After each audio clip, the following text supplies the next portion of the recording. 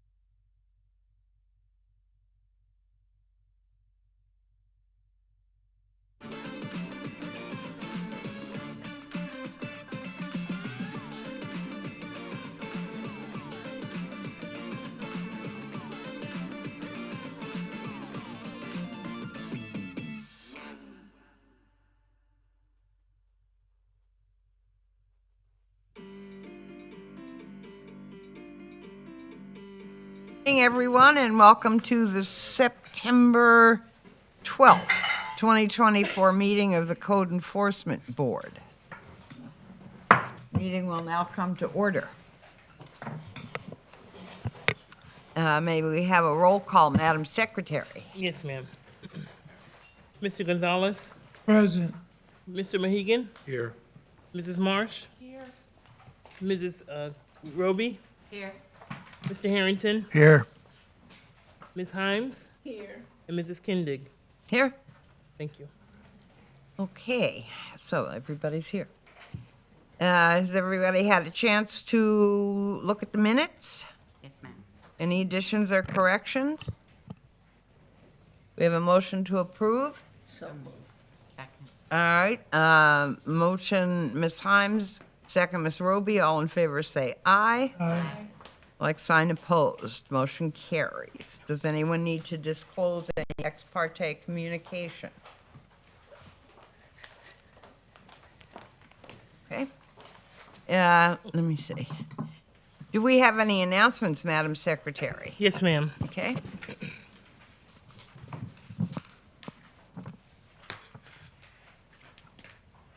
Starting on page 2.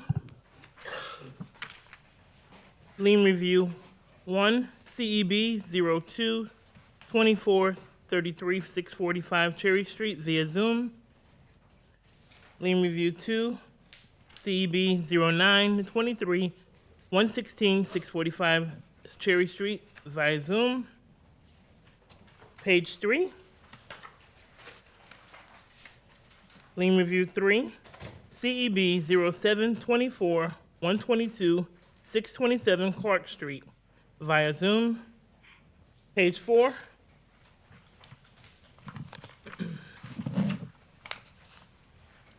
Case number 4, CEB 08 24 135 2931 North Peninsula Drive, compliance, September 9th, 2024. Case number 5, same page, page 4.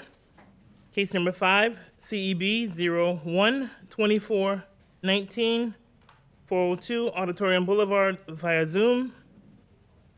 Case number 6, CEB 04 24 97 829 North Grandview Avenue via Zoom. Okay. Page 5. Case number 9, CEB 07 24 117 1158 Hampton Road, compliance, September 5th, 2024.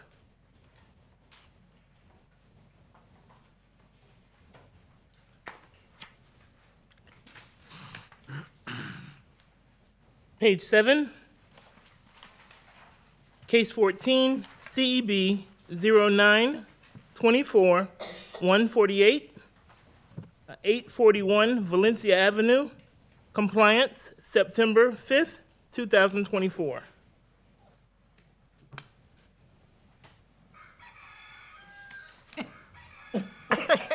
Good morning. Page 8. Case number 18, CEB 09 24 144 301 Waverly Circle is in compliance, September 4th, 2024.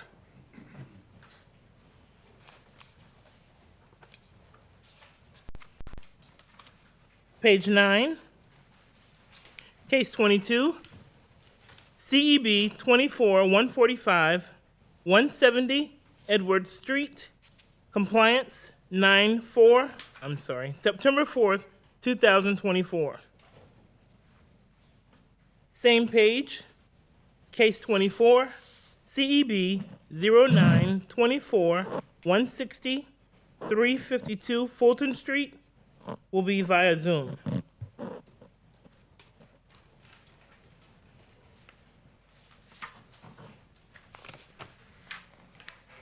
All right. Page 12. Case 33, CEB 09 24 158 1030 Australia Avenue is in compliance September 11th, 2024, and those are my announcements. Okay, Madam Chairman, may I ask a question, please? go ahead. This is for the attorney. Is there a state law or a city law ordinance that says we have to continue with these Zooms forever? There isn't a specific law or ordinance that addresses whether a case may be heard via Zoom. It's something that has been allowed, I think, since COVID. Yeah. As it pertains, like, for example, for a board member to appear via Zoom, there still has to be a physical quorum, and the board would have to vote to allow that person. In terms of a party to the proceeding to be able to appear via Zoom, there's nothing that specifically addresses that I'm aware of. But it is something that we have allowed and for the foreseeable future are continuing to allow it, I guess. But I just think it's yeah. starting to get out of hand. I don't know, they're here. You know, Yeah, that's the purpose of it. better than, That's why we're it's here. better than not appearing at all. I'll give Oh. it that. All right, can think I, some people- let me I'm ask you a sorry, Madam question. Chair. We have a, Madam Chair, sorry, yeah, I think it also helps people that are out of town. yeah, well, that's what, they don't want to have to come here. That's Too much strange trouble. that they're here because they violate Right. our laws, but they don't want to have to come here. That's exactly what I'm talking about. I know, I understand. Would anybody have an objection, Mr. Garcia, you too, to hearing the miscellaneous business? Oh, no, wait a minute. I thought that was a lien review. It's not, is it? All right, never mind. I'm ahead of myself.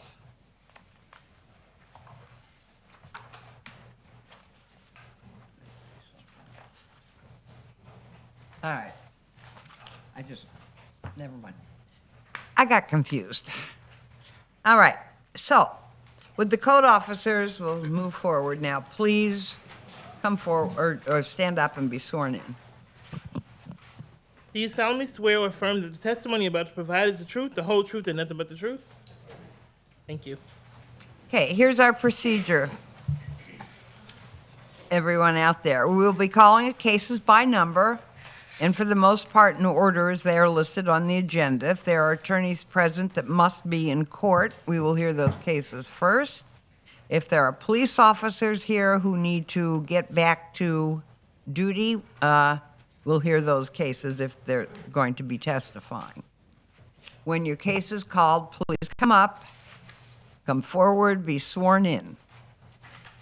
State your name and address for the record. If you're not the owner of the property, please state your relationship to the owner of the property and tell us whether you have permission to speak for them.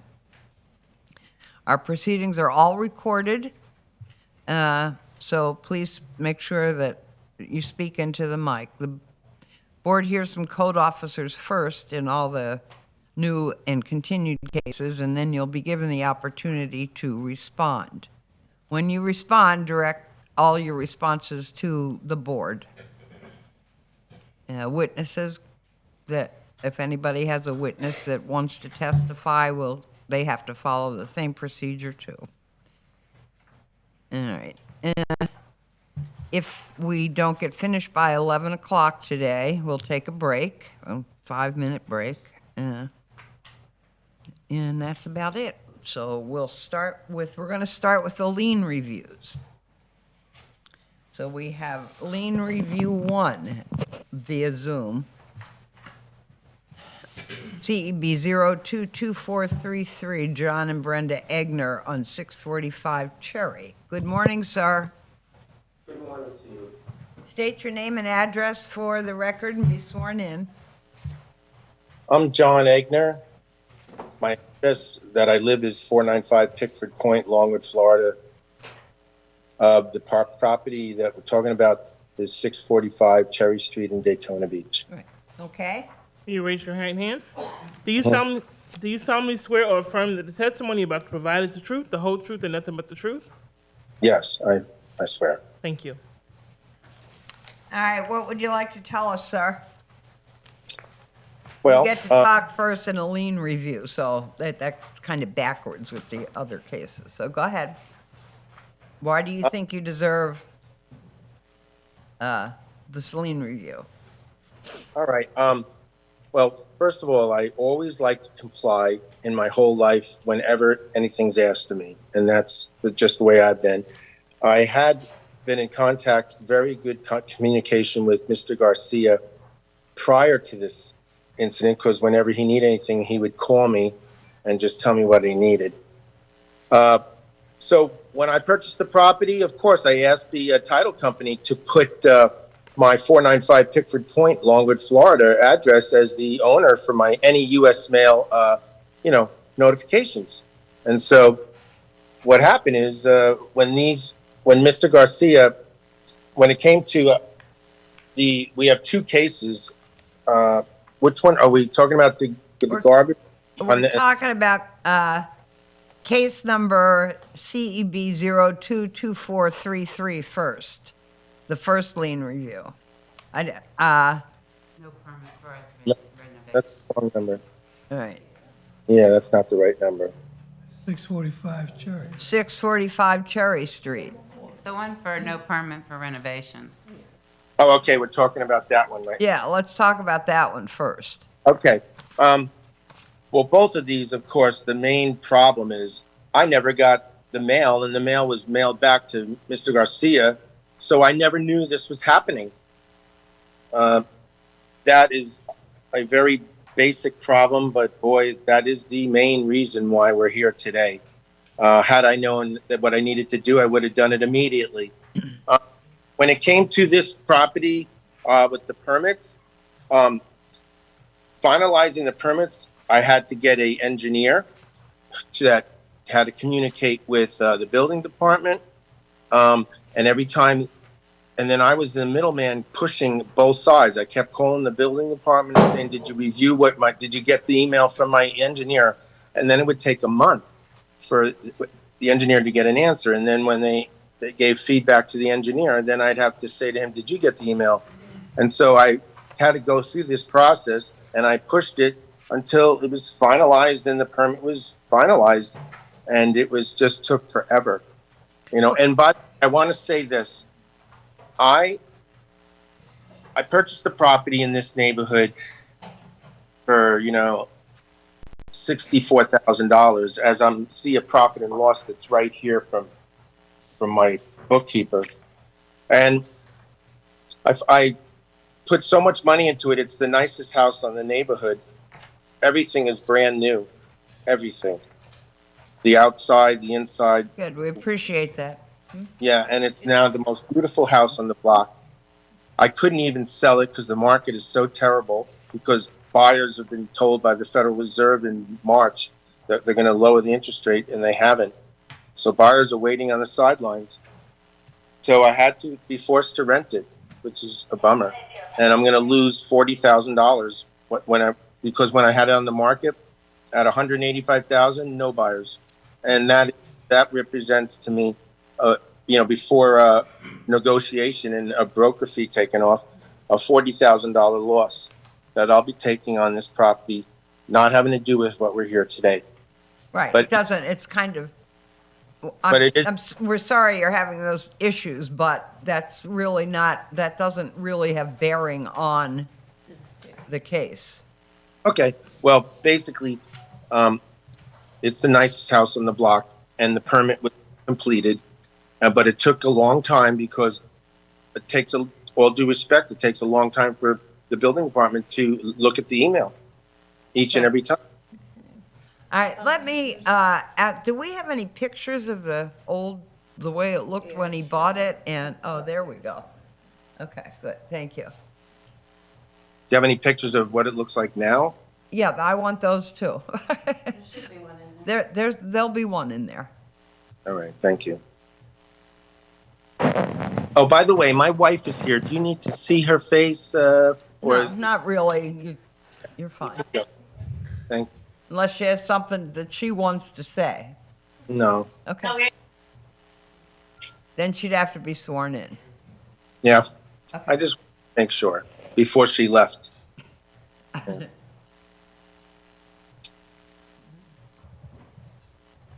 When did you purchase this property?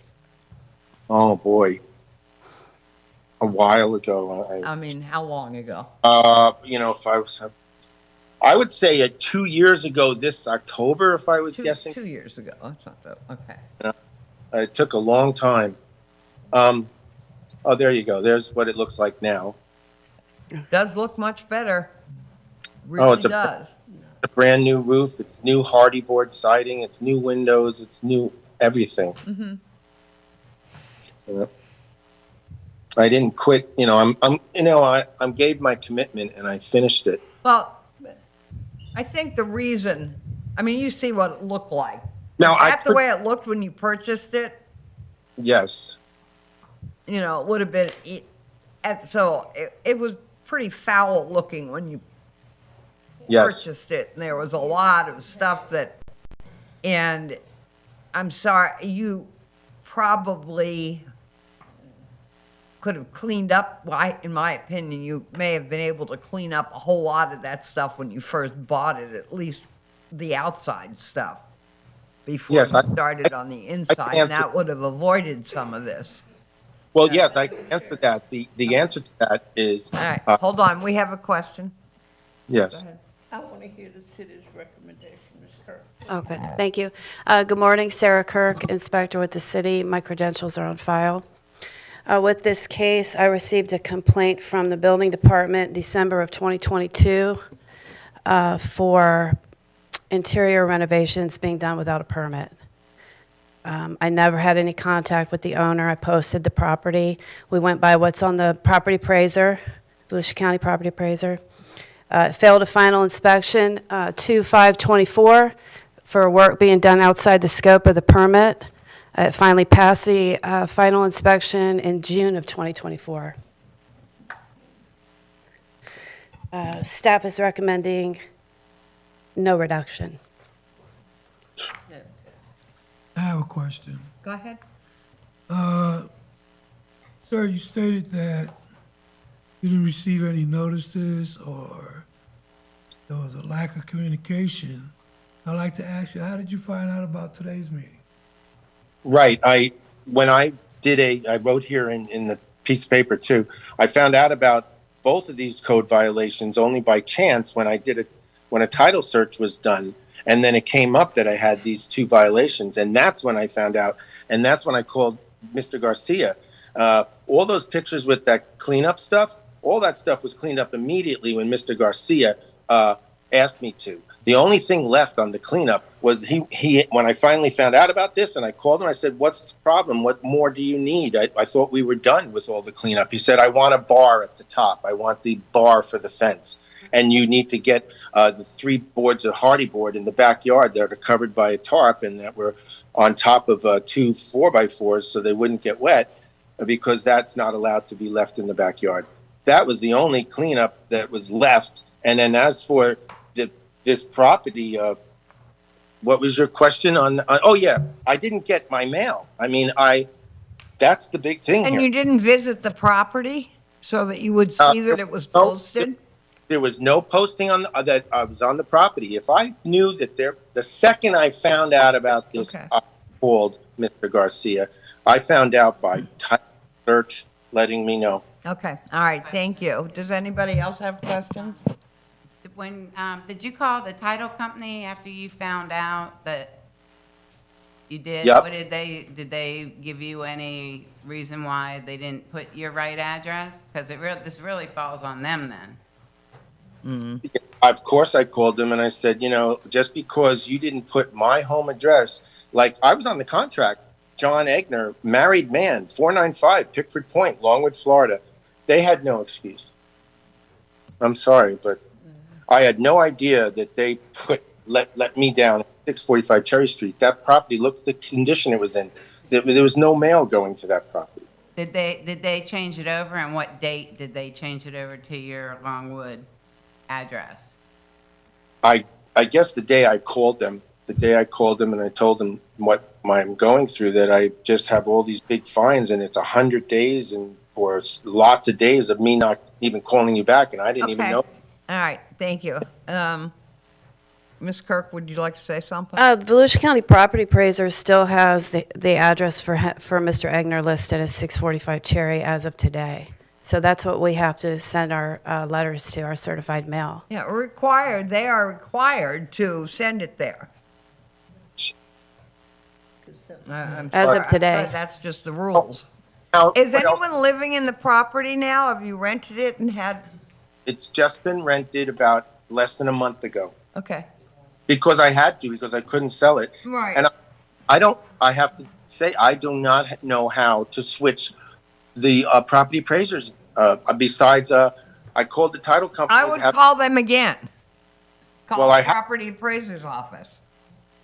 The property appraiser. The address is still the same. What's their phone number? I Property- don't know. He can go online to Volusia County Property Appraiser's website and have it changed there. It actually has if he puts in the address, he can change it online. Except I'm going to have to call them. All right, enough. Now I think, okay, that's enough. I think we've heard, do you have more that you want to say? No, I just want to say it's pretty simple. To my understanding, you just go online and put the property address in, and then it says right there, update address.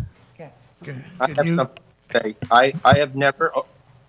I'm on cell phone. We have a motion on the floor. And I have a question. I've never used Second. laptop. Wait, stop, sir. What is the actual harm to the city other than the costs of this? neighborhood. The man hours that was put into it. Oh, the man hours. Is that the, The violation of the code, work was done without permit, continued to be done without permit. okay, so we have to, So violation of city code. All right, there is a motion on the floor. I want to get to the motion in a second, and then we can discuss it if you want to. Yes. We have a motion from Ms. Himes To accept the city's to recommendation. accept the city's recommendation and deny the reduction of the lien. Is there a Second. second to that? Second. Second, Mr. Gonzalez. Now, if you want to have discussion, we can have it. Yeah, I have a question for Go him. ahead. Who performed the work? Oh, can I answer that? Yeah, that's how, I think he's asking you. You can't see. Yeah, I'm asking Yeah. you. Oh, okay. I'm sorry that you can't. I can see you. First of all, I don't know how to use a laptop. I'm sorry to admit that. Now, my question is, who performed the Yeah, work? so I can't do the property appraiser unless I call them, and I'll do it by That's not phone. my question. My right. question is, who Work. performed the work? Sunrise Construction, Listen, Sunrise Listen. Construction, a licensed general contractor, is who I started this with from the very beginning, and he was supposed to get me my permit. I don't know what screwed up on this whole thing along the way, but he retired. He's even a professor at a college that teaches real estate construction. So I don't, his name is His name is Roderick Waller, and he is the general contractor of Sunrise Construction. So I have a follow-up question. Thank you. Yes, Because I noticed in the pictures of the house, yes. while the work was being done, that our notices were on the building. Right. There was a permit for the roof. The roof was done first, Okay. and I don't know what those notices talk about. The permit for the rest of the property, but I know the roof had a permit, and I think that was the first step we did. The roof. So your contractor didn't tell you that there were violations? Or did No. you know by then? No, I had I hired him to be my general contractor, and then the roof was done first, and then the rest of the house followed step by step. All right, okay. All right, we have a motion and a I second. still would like to ask the, Go ahead, ask whatever you'd like. We're Thank you. still in discussion. this is a lien review. It's not a determination of guilt or innocence. He's already been found guilty. right. Purpose of the lien review is to discuss hardship. I think you have to weigh the cost to the city and the fact that he did violate things against the benefits to the city of having a nice new house. So I think, yes, there is a fine due, but it shouldn't be $10,000. I think that's excessive. Okay, well, let's have, are there any other comments? Should be. Let's have a vote then. 4 votes, 4 affirmatives. We need four votes And I to impose, to deny a reduction. All in favor say aye. Aye. Let's have a roll call. Motion denied. I think so. I did. Roll call for a motion to deny. Ms. Hines? Read the No. motion. Read the motion, please. The motion is to deny a reduction of the lien, The total the reduction. yeah, any reduction. And it was seconded. And to it, this. So if you vote yes, you're voting for denial. Yes, that's correct. Is that what? To deny a reduction. Yeah. If you vote yes, you're voting to deny the reduction, Right. Yes. any reduction of the lien. So let's have a roll call. Ms. Hines? Yes. Ms. Roby? Yes. Ms. Marsh? Nay. Mr. Gonzalez? Yes. Mr. Mahegan? Yes. And Ms. Kindig? No. And Mr. Harrington? No.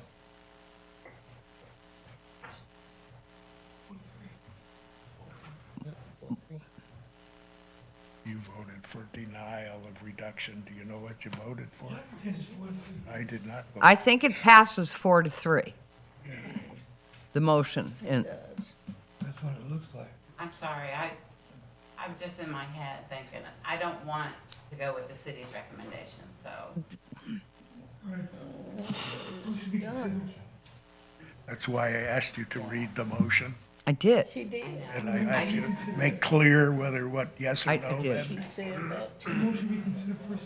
All right, what do we have here? Let's revote. We're going to revote so there is no confusion. If you vote yes, you will be agreeing with the city to deny any reduction of the lien. Right. That's if you vote yes. If you vote no, then you're against denying any reduction. So let's have another. No? Wait a minute. Vote no, it's motion. No, Withdraw the original motion and redo it. Well, wait, let's have a vote. We have to vote on this. but that was. I mean, who made the, Just you withdraw can't it. withdraw the original motion. You didn't make it. Ms. Himes made I it. don't see Mr. I- Gonzalez. All right, I'm wasn't- sorry, this is, stop. Let's just vote. Do you understand? Yeah. If you vote yes to the motion, You you are agree agreeing with the city, Right, and we will impose the entire fine. right. If you vote no, you are Dis- not agreeing with the city. Right, right. Okay, so let's have another roll call vote, please. Can we do that like that? To what? Stop the kibitzing. Well, we're gonna have to, because there was confusion. I never heard the final count. It was 4-3. It was 4-3, yes. 4-3. 4 yeses and 3 noes. What was the original vote? I think it would be all right to, I don't know, if you don't, all right, go ahead. Let's have a motion to reconsider the original vote was 43 to deny. When we look at it again, you need to go ahead and re-vote again. Is there additional motions? But won't I have to rescind my? I have a question. I have a question.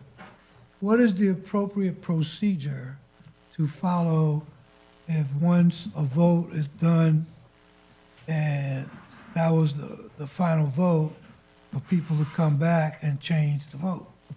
I don't think that- I think that because of the confusion, I mean, it would be whatever the vote was.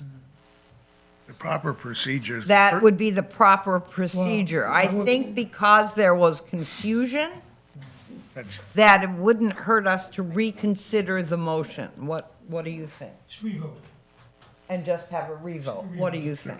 The person who made the in the majority, a person on that, has the right to ask to reconsider. That's the official way you do it. I'd like to make a motion to reconsider my vote.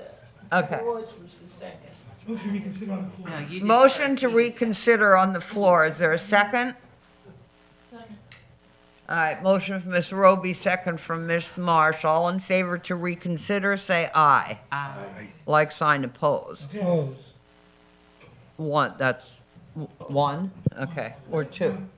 Two. Two, okay, that's right, all right. A motion passes to reconsider.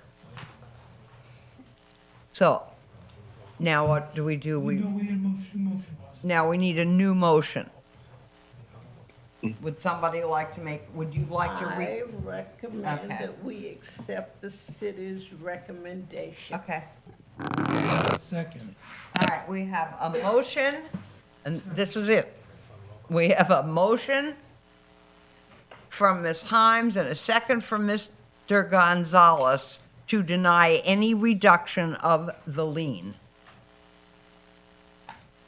Let's have a roll call vote. Ms. Himes? No, not to deny. No, No. no, Even if you it's have to vote yes. yes. Yes. If you I- want- With the if- city. Right. You vote yes. We need You, to you clear vote that. yes. I mean, I don't know how you vote. Vote any way you want to, Vote but yes. Just with the city. If you would stop making motions based on that and actually make a motion, then you would know how to vote. You can't say, I accept this. That's not a real motion. correct. That's why. We need I to do say, that all the I- time, And I know you want to. I'll make a and you- motion. All right, let's get on. Jesus. That is why, however, I read out the whole thing usually. Motion on the floor says deny Roby so. All right, we have a motion and a second on the floor to deny any reduction in the lien. Roll call vote, please. Again, Ms. Himes? This is to deny, Yes, yes.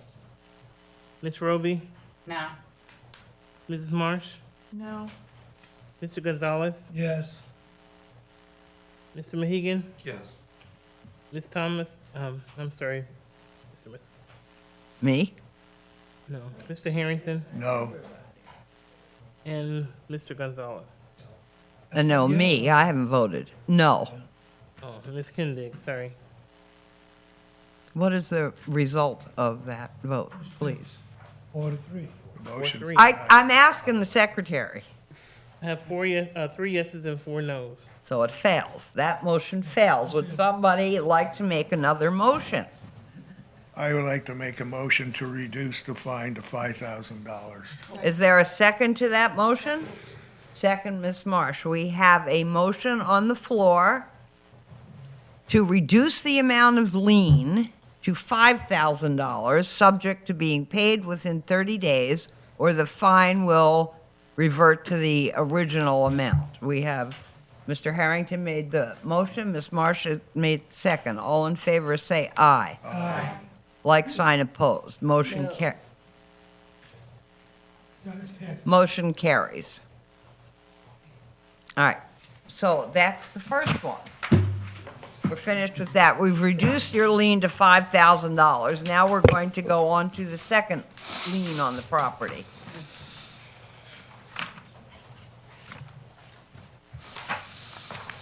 And we've spent 35 minutes on this, so I suggest that we just move along. I suggest that we have a workshop on how to make motions and so forth. I think we usually do pretty well. This guy. Well, obviously, we need to Well, rush up. all right, enough. All right, We did all right. We did. we're fine, we're moving on. Wonderful. This is, he doesn't have to be re-sworn in or state his name. All right. This is lien review number 2, CEB 09-23-116 at 645 Cherry Street. What is What is the reason you'd like to see this lien removed or reduced? I did all cleanup, 99% of it, when I was in good communication with Mr. Garcia, because he would always call me if he wanted me to do anything, and I would do it. And when you interview Mr. Garcia, I'm sure he'll say the same, because that's exactly the facts. And the only thing that I didn't ever get was the last. He never called me on the last. He wanted to put a pole. All that you see in that pictures, that was gone immediately when I first bought the property. And then he asked me to fix the fence, and I did have the guys fix the fence, except I didn't get the last message from him, and I don't know why he never called me on the last message, that he needed a pole at the top. So once I got the title company told me about these liens, then I called Mr. Garcia, and I said, what's wrong with the fence? I cleaned up the whole property. What is the problems? He said, well, I need one bar at the top of the fence to be happy about the whole fence. I said, okay. I did it in one day, and I called him back and said, that's done. And then he also said, I said, what garbage are you talking about? Everything's clean. He said, no, it's in the backyard. You have the 3 4x8 pieces of brand new hardy board that was extra after the job. And then I put it on top of 4x4 so it wouldn't get wet. And then I put a tarp over it, and it was laying on the ground nice and neat in the backyard. But he said, no, you're not allowed to have that. So Okay. once it All right, thank you. All Thank you. right, Mr. Garcia, Whatwood, good morning. Good morning, Inspector Garcia. Credentials on file. I'd like to say that I had the same situation that Inspector Kirk had. I disagree with him. I did not have contact with the owner. I actually spoke with the workers on the property, asking them to contact him and tell him to contact me. I had one incident where I spoke to the workers on the property. They gave me their phone. They called them up, hand the phone to me, and I spoke to him on the phone. After that, I really didn't have any contact with him until once the property had a lien on it. All these notices were sent through the mail, the address that the Volusia County appraiser had, which is where he did not have his mail. This was a citizen complaint. He was not present at the last hearings that came up. We had the outside, all this stuff that was outside. It was not picked up immediately, as he said. It took a little while, and what took the case longer was to make everything clear. Ms. Kirk, Inspector Kirk, had the inside violations where I had the outside, the exterior. So, being that he changed the exterior of he was repairing the exterior, that was what required a permit, which took him longer. And also the grass had to be maintained. So when he finally finished, the grass wasn't cut. As for the fence, what he's talking about, the pole, is once he got the property, the exterior all done, and he thought he was in compliance, when I repeatedly came out to check on it, I noticed that the grass was not taken care of, which I told him also that the fence needed that top railing pole, and the other fence on the sides needed to be secured. He then, after, did that, and so that's why it took a while. Okay. And also what he was talking about, the outside storage, was he had some items, material that was left over. It was on the left side there in the rear that he didn't know that he needed to pick up. And I explained to him that was considered outside storage and that needed to be removed, which he did then after take care of that. Okay, So- what is the city's recommendation? Staff's going to recommend, to make things easier, we're going to do 5,000, the same as the first. Okay. I would like to say one thing. I did speak to Mr. Wait, Garcia. I'm Or- sorry, we have a board member asking a question, go ahead. You did say that you spoke to him on the phone. Correct. That was one time through the workers on the property. Now, I spoke to him later on after the lien on the phone in the office. He had contacted me. All right, now, we've heard enough. Can I say something? I spoke. No, I think we've heard enough. He's in my contacts. I spoke to him 4 times before any lien, and all the cleanup was done except the pole and the backyard. Okay, all party- right, well, you weren't in compliance. The chair will entertain a motion to reduce the amount of lien to $5,000, subject to being paid within 30 days, or the fine will revert to the original amount. Is there such a motion? Motion, Second, Mr. Gonzalez. Second? second. Second, Mr. Harrington. All in favor say aye. Aye. Like sign opposed, 1. Motion carries. We've reduced your fine, that fine to $5,000. Thank you. All right, let's move on to lien review 3. Thank you. You need to get with the city. Hello. Please state your name and address for the record. Yes, ma'am. This is Thomas Murray, and my address is 319 North Frederick Avenue in Daytona Beach. Will you raise your right hand, sir? Do you solemnly swear or affirm that the testimony you're about to provide is the truth, the whole truth, and nothing but the truth? Yes, ma'am. Thank you.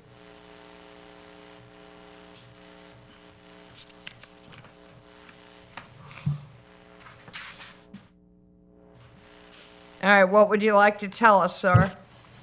Well, first off, thank you very much for the opportunity to be heard by this committee today. I appreciate it. My dad is a code enforcement officer out in Tampa, so I have a lot of appreciation for what you guys do. As far as the property is concerned, I purchased a distressed property back. We actually won the auction in early July, I think the 10th. We weren't able to take possession of the property to the very end of July. We went to work right away, bringing in contractors and professionals. And our first goal was to get the property back into code. We knew how important it was for the property values in the area, as well as the safety of the people around. I've been in constant communication with the code enforcement officers in that area, making sure that we work diligently to get the property back up into code as it was supposed to be. The property did get, I've come to find out that the property has been vacant for nearly 3 years. The previous owner passed away, and nobody in her family came down to take the property over. The property's had its share of squatters in the meantime, so we've worked very hard to get, like I said, to get the property looking nice from the outside. We've hung up, a couple different security cameras to make sure that the property is not being trespassed on or misused. And we're continuing to do work on the property. We got inside. There's a lot of work that still needs to be done. But But you're in is he in compliance? Yes, he is. Okay, you're in compliance now. yes, ma'am. Sorry. Okay. I didn't know how much detail you guys wanted. I apologize. I know you guys have a lot of cases to hear today. Wait, can I see a picture of the finished product, please? This is actually one of them, Okay, and that's the other. okay. And he was only he's in compliance for what he was cited for. Basically, once he came aboard, he's the new owner, and once he came aboard, he actually took care of it immediately, very quickly. I recommended that the fence was damaged, that he either repair it or to remove it, and he removed it immediately. So with that said, I was recommending that the fine be reduced down to $5,000. All right, sir, your address is listed here as Longwood. Did you not give me a Daytona Beach address? I'm sorry, ma'am. I gave you the address of the property in question. My Oh. home address is 108 Collier Drive Okay, in all Longwood. right, thank you. Just wanted to make sure we're on the same page here. Yes, ma'am. All right, I have a question. go ahead. So, I'm a little confused by your statement. It says forgiving this lien would provide substantial benefits, code enforcement, by ensuring the property remains in full compliance and continues to improve since acquiring the property. That confuses me a little bit. I feel like it's like to our benefit to not fine you, but it's to your benefit to get the property in order so that then we can deal with the fine issue. Yes, sir. And you know, honestly, that I struggled with wording that line in there as best I could. Really, what I'm saying is I know that the purpose and the goals of code enforcement is to, number one, protect public safety, to make sure properties stay within the laws which are there designed for the safety of the community. And I also know that part of the mission and the job is to help to protect property values of other properties in the surrounding properties in the area. There are a couple of nice houses that surround this house, and the house that I purchased has kind of been an eyesore in the middle of it there. $15,000 lien on this property. There's a property that still needs a lot of work done to it. It gives me, the more lenient and forgiving this group can be, it just gives me more capital to be able to work to get the property even nicer, quicker. Help So protect. is anyone living in this property? And then I'll give Not you, Mr. not at this time. So No. it's not rented out? It's vacant. No. Vacant, okay. Go ahead, Yep. Ms. Roby has a question for I you. just wanted to know, the property appraiser had your correct address, so your letters would have come to you at your address. You knew that the violations were being placed on your property because your address was correct, so the city sent the correct liens out to you. 'Cause The lien, actually, the property the property was out of compliance long before I owned it. I only purchased this property just back in July, and it had already loaded up with liens and Okay. things like that. And your closing company didn't tell you that they did a title search and saw the liens? I bought it as a foreclosure property. And again, like I said, I was aware of the lien when I purchased the property. That I definitely did research on it. I knew the lien was there, I kind of factored that in. Okay, that's all I wanted to know then. All right, and what is the city recommending? I'll reduce it down to 5,000. I'll make a motion to take the city's recommendation. All right. There's a motion on the floor from Ms. Roby and a second from Ms. Himes to reduce the amount of lien to $5,000, subject to being paid within 30 days, or the fine will revert to the original amount. May I ask a question before you guys vote, if it's okay? No, we're done. Okay. All in favor? Aye. Like sign opposed? Motion carries. No, we've made that decision. Thank you. Yes, ma'am. I appreciate you guys' time today. Thank you so Okay, much. thank you. Bye-bye. Okay, now we're going to start with our continued cases.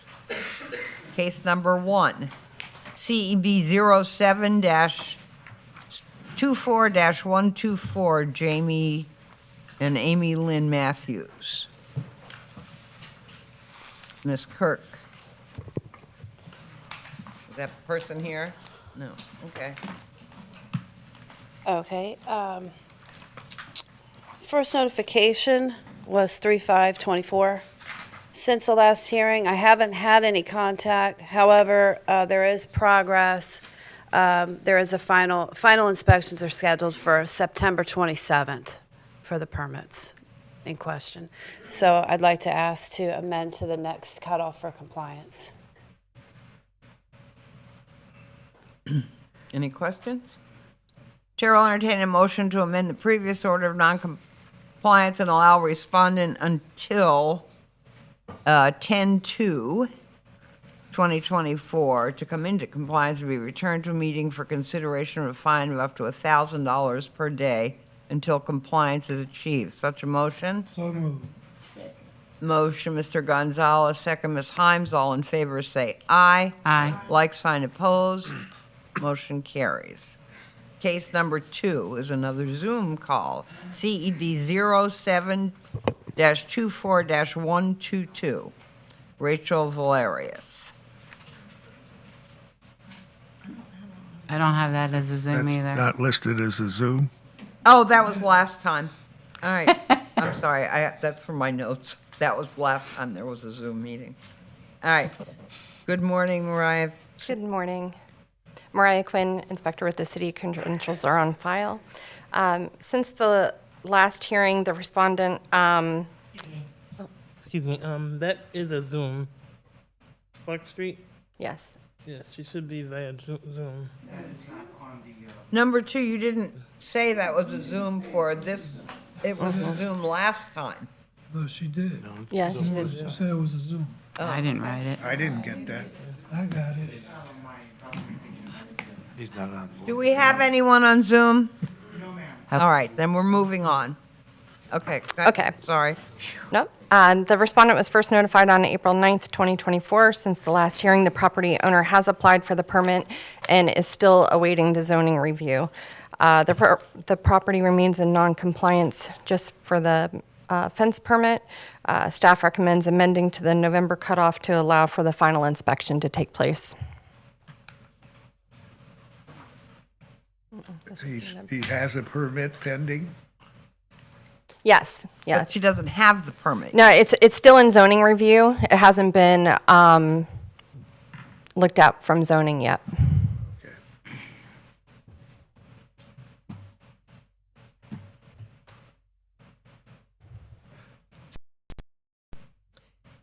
Do all fence matters go to zoning for review? When you say zoning, what do you mean? So when their permit is applied for, they have to submit a current survey. And then my understanding is because I can't speak for them, but it undergoes the zoning review, and I believe they make sure within the flood zones and that the zoning allows for When this did they type of apply fence. for the permit? Do you have that date? I don't have the exact date, but I know that they applied at the beginning of August. Okay. But they were notified in April. They were notified. This is the couple that were living out of state helping a family member, and they had a friend staying at the property that didn't tell them about the notice. These are getting to be very thin excuses. But they moved back and took possession of the property at the end of July, and within a few weeks, or within 2 weeks, they had applied for their permit. And what is the holdup right now for the next month, for the October cutoff? Well, because it hasn't completed the zoning review yet, so I don't know how long that's going to take. So we wanted to give them enough time for permitting to complete their process and make sure they could get the final inspection done.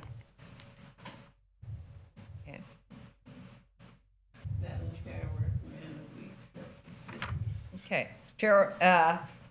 Ms. Himes has made a motion to amend the previous order of noncompliance and allow the respondent until 11/6 to come into compliance or be returned to a subsequent meeting for consideration of a fine of up to $1,000 per day. Is there a second? It's 30 days, 10/2.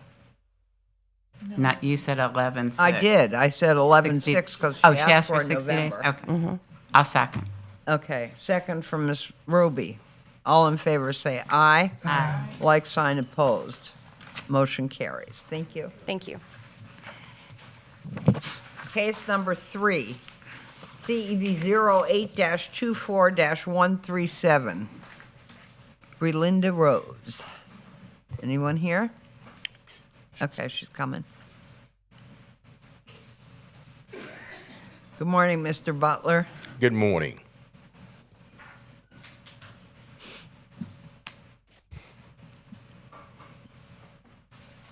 Good morning. Good morning to you. State your name and address for the record and be sworn in. Belinda Rose, 831 Pinewood Street. Do you solemnly swear or affirm that the testimony you're about to provide is the truth, the whole truth, and nothing but the truth? Yes. Thank you.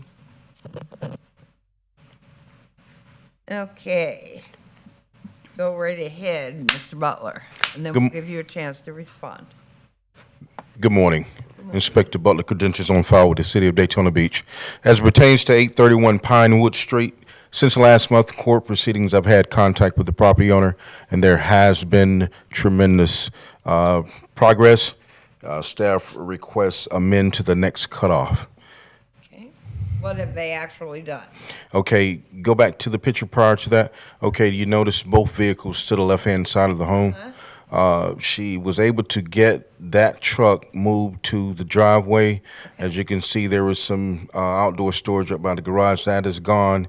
The house numbers are now in the house. That refrigerator is now gone. Good. So the only thing left, go to the last picture, is the car in the back, and she will explain to you what's going on with All right, that. go ahead and explain to us. I'm glad you got all those other things done. Go ahead. The Kia Altima is my son's car, Uh-huh. and he's in police custody right now. And they holding the keys for evidence with what he's charged for. So I'm having a hard time getting that taken care of, but if I could get some more time, I could probably get it in my garage. Okay. So that's the hold up on his car. Okay.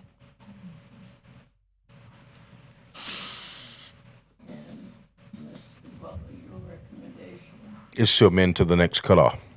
All right. The chair will entertain a motion to amend the previous order of noncompliance and allow respondent until October 2nd to come into compliance and be returned to the board for consideration of a fine of up to $1,000 per day. Such a motion? So moved.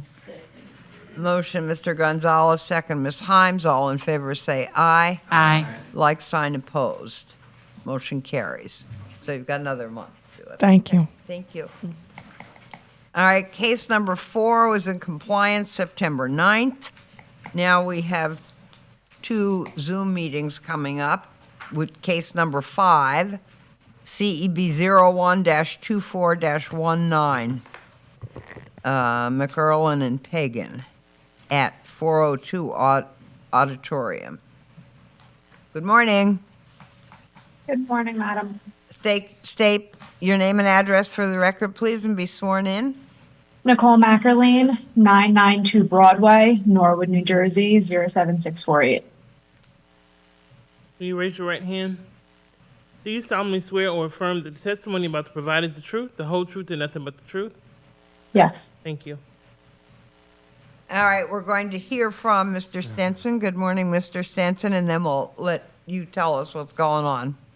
Go ahead, Mr. Stenson. Good morning. John Stenson, Code Inspector with the city. McLaughlin cases are on file. This respondent was first notified on August 7th, 2024. 23. 24, 23. Says 23. I'm sorry, 23. Okay.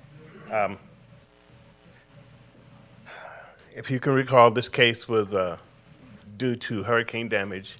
An insurance company issue, waiting for the insurance companies to pay out on the damage. They finally settled that one. So now they should be cleared to actually start work on this property. When was it settled? Do we know? That is. Okay, we'll ask. Okay. Mhm. Go ahead. Sorry, didn't mean to interrupt. No, my last visit to the property was on September 9th, 2024. Property remains in the same status. It is secure. It is being maintained. And now I will let her tell you where she is on hers. All right. Go ahead and tell us what's going on. Okay. So I finally received the bank funds, a portion of the bank funds at the end of July, which was held up for 10 business days. They've cleared the account. I reached out to the contractor that I wanted to use and was told that he has jobs scheduled out for the next year, and the earliest he would be able to start was January 2025. So I began reaching out to additional contractors. I had 2 other contractors come out to the property. I'm waiting for estimates. I had prior estimates from a couple contractors. One declined the work due to his schedule. So I have contractors coming out. I've also started looking to see if I can break up some of the subcontracting. My husband is actually closing his business in 2 weeks to fly down and begin anything that he needs to do on his own. But I thought we were going to be able to get the funds and start with our original contractor, but he can't begin until January. So I'm trying to find somebody else who can begin the work, even if we have to begin it and pull our own permits. Okay. What is your recommendation, Mr. Stinson? The city would like to amend this case to the November hearing to give her some time to actually get a contract. Okay. Do we have any comments from the board? So at this point, there's no permits. Nothing. So has anything been done at all on this building, Mr. Stinson? No, not to my knowledge, no. So is it being? If I, I'm so sorry. Wait. Is it being maintained? It is. Okay, go ahead. I like to hear him out. Realistically, 2 months would be, nothing can possibly be done in 30 days. Right, well, he asked for the November cutoff, I Oh, think. November cutoff, okay. But the money's in the bank, right? Yes, You're ma'am. just The looking- first insurance release is sitting in an escrow account, Okay. ready to be paid to a contractor once I have somebody who's able to actually begin in a timely manner. And I just want to add, not that it solves the code enforcement issues, but we did begin stuff on the interior of the house that we've been able to do, which includes remediation and taking care of some things. So it's not that nothing has been done, but we haven't been able to resolve the code violation issues yet because almost all of that work does require Permitting and permits. everything. Go ahead. John, do you recommend that she starts the permit process, and that way when she gets a contractor, she can tell him she's already applied for permits? I don't think you can do that. That's going to be a question better answered by the permits department. Okay. Are you, excuse me, If I You may, have to have a contract. are you going to be No, in you can town to subcontract. supervise these people? no, I know of a property manager that will come in and do the supervision. My husband is going to fly down, and just to answer the permit question, we can pull the permits ourselves. And what the records will show is actually in August of last year, my husband started the permit process, and then the insurance company told us to stop work. So we did not complete the permit process. So when he comes down, he is willing to start That's what I wanted. the permit process again, but it needs to be done in person in Daytona Beach. They won't let me do it electronically. So we have to physically go in and sign and notarize at the permit department. If I could do it from here and submit the paperwork, I would. Yeah, But we need to be I mean, present. does it have to do with the fact that the original application has expired? That really has no bearing on it. No bearing, okay. All right, do we have a picture of what the house looks like now? So that's, There's more. I've only put a few in there. The status and the look of the property hasn't changed. That's June 3. who's, Just about everything looks like that in that area, doesn't it? Mm-hmm. There's not many houses right there on that street. right. So you're recommending the November cutoff? Yes, ma'am. Go ahead.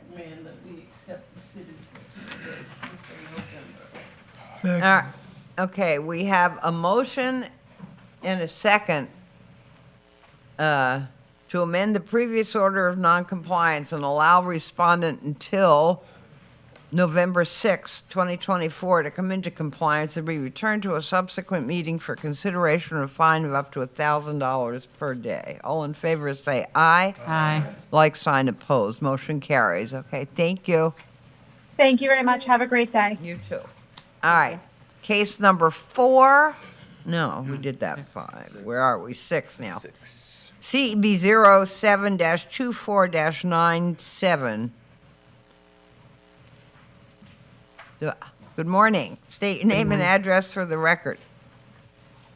Norma Arndt, The house is 829 North Grandview, Daytona Beach. Will you raise your right hand? Do you solemnly swear or affirm that the testimony about to provide is the truth, the whole truth, and nothing but the truth? I do. Okay, we're here today for a progress report. Do you have one, Mr. Stinson, for us? This particular property, the progress that has been made on this property is the landscaping has been addressed, the boat has been removed. Other than that, the dilapidated garage still remains and the peeling paint on the property still remains. The damaged roof was just a couple of shingles and we can take that off as well. So what we have left is the garage and the paint. Just garage and paint? Yes, ma'am.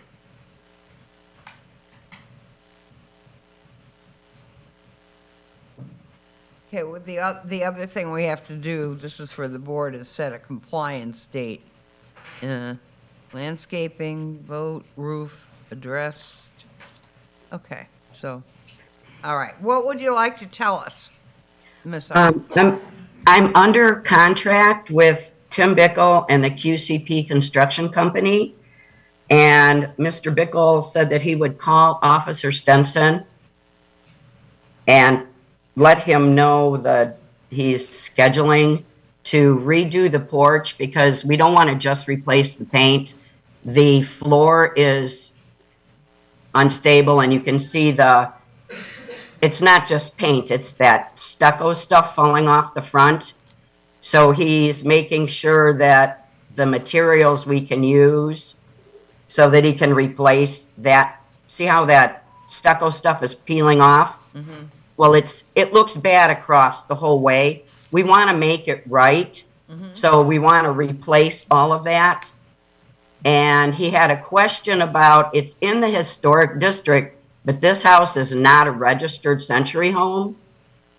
So he was going to talk to Officer Stenson to find out exactly, so they make sure that they do the right materials so that this can actually be, all this is going to be taken off and replaced because just putting paint on it isn't going to fix it. All right, so how long do you think all that will take?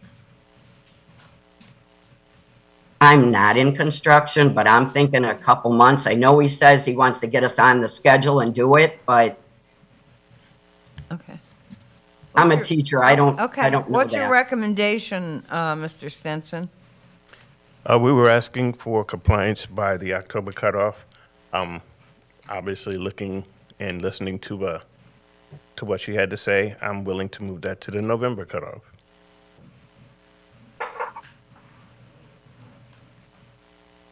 Any questions from the board?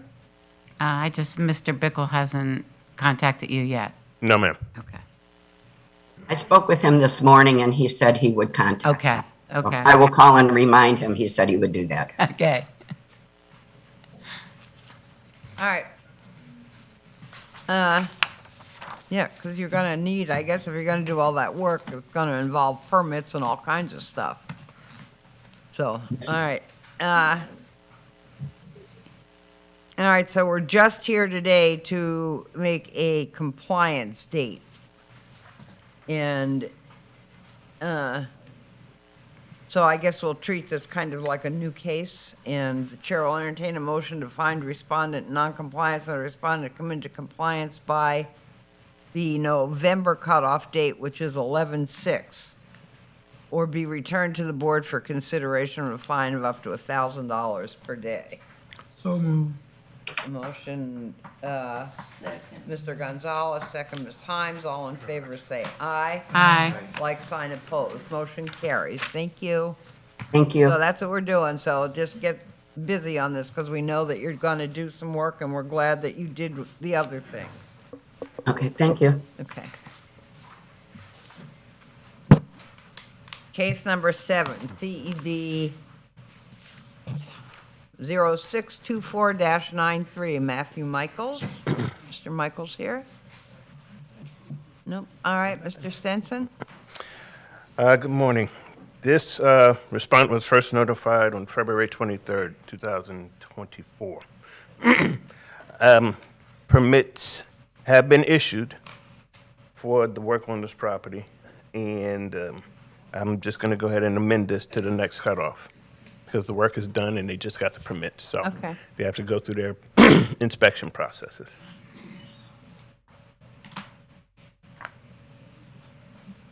Chair will entertain a motion. Any questions from the board? Chair will entertain a motion to amend the previous order of noncompliance and allow respondent until October 2nd to come into compliance or be returned to a subsequent meeting for consideration of a fine of up to $1,000 per day. Is there such a motion?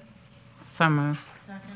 Motion, Ms. Roby, second, Ms. Marsh. All in favor say aye. Aye. Like sign opposed. Motion carries.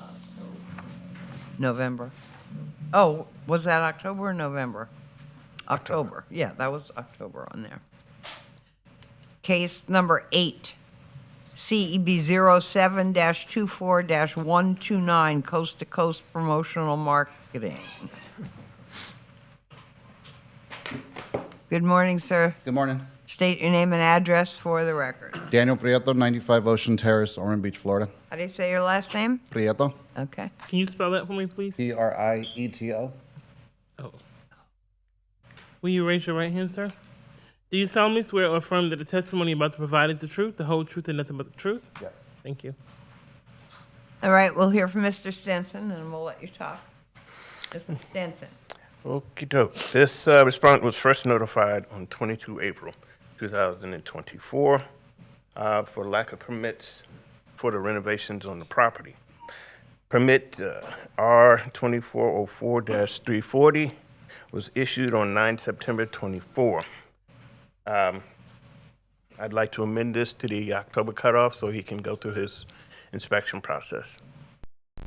Okay. Want to add to that? I just got a permit on Tuesday, Okay, good. so I got finally issued, so we got to go to work. All right, permit issued. Yep. So the permit's been issued. So you're going to get busy on, that's all you have to do then is wait for it to be finalized, correct? Correct. Okay. The chair will entertain a motion to amend the previous order of noncompliance and allow respondent until October 2nd to come into compliance or be returned to a subsequent meeting for consideration of fine of up to $1,000 per day. Such a motion? So moved. Mr. Gonzalez made the motion, second Ms. Himes. All in favor say aye. Aye. Like sign opposed, motion carries. Thank you. Okay, all right. Case number 9 in compliance. Case number 10.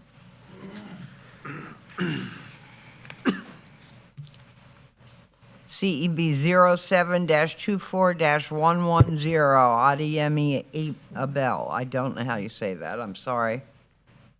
But he's not here anyway? Okay. Mr. Garcia, go ahead. Inspector Garcia, credentials on file. The respondent was first notified of all violations on March 13, 2024. I have had contact with him. The property is not occupied, and actually the property's been demolished. The permits have been pulled, they've been issued. We're asking to amend to the next cutoff to allow him to continue the cleanup process and finalize the permit. Okay.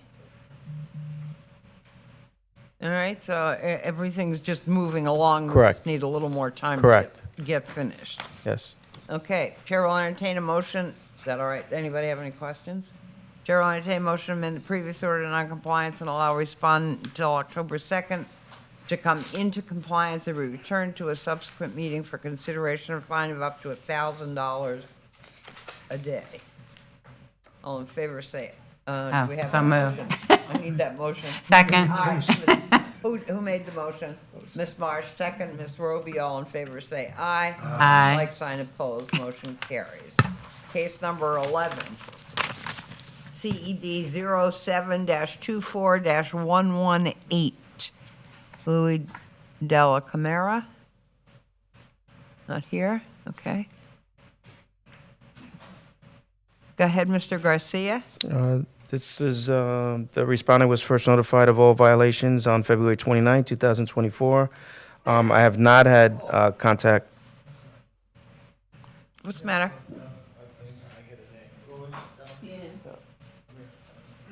Oh, come on up. All right. Yeah, he wasn't at the last hearing. He's the one that had a death in the Correct. family.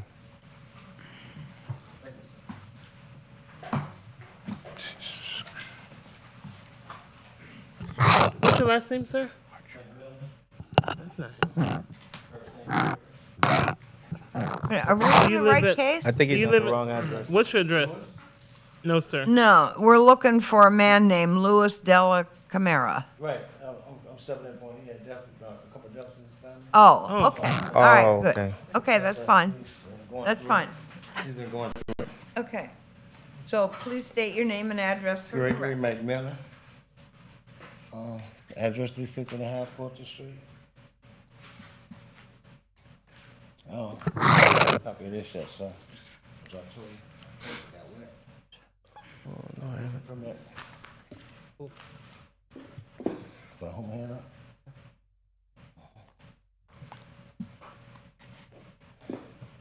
Okay. You said your name is Gregory McMillan. Yes, ma'am. And will you raise your right hand for me? Yes, Do you solemnly swear or affirm that the testimony you're about to provide is the truth, the whole truth, and nothing but the truth? Yes, ma'am. Thank you. And you have permission from him to Yes, speak? ma'am. Okay.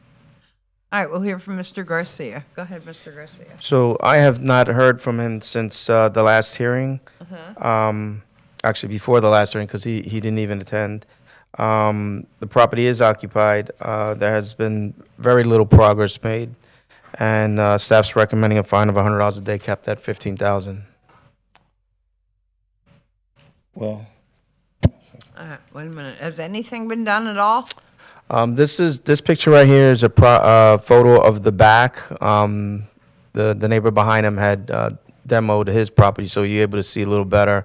There's a lot of outside storage, debris, and stuff back there that you can't see from this picture. But those wooden boards have been put up there. That's also blocking some of the. I don't know whose vehicles there are, but they're right up on the property line. And there's stuff in between them, the vehicle and the fence.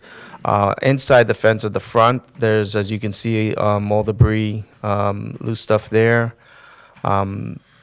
It's So the heat. no progress has been made. No, the only thing he's got is a roofing permit. yes. Okay, wait a minute. Yes, ma'am. And we'll get to you.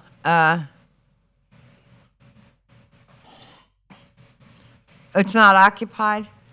It's not occupied? No. Okay. Yeah. I Okay, Mr. McMillan, Yes, ma'am. go ahead. We had a roofing permit ever since April. Most of that material in the front yard is roofing material. We just covered it up. It's been covered up.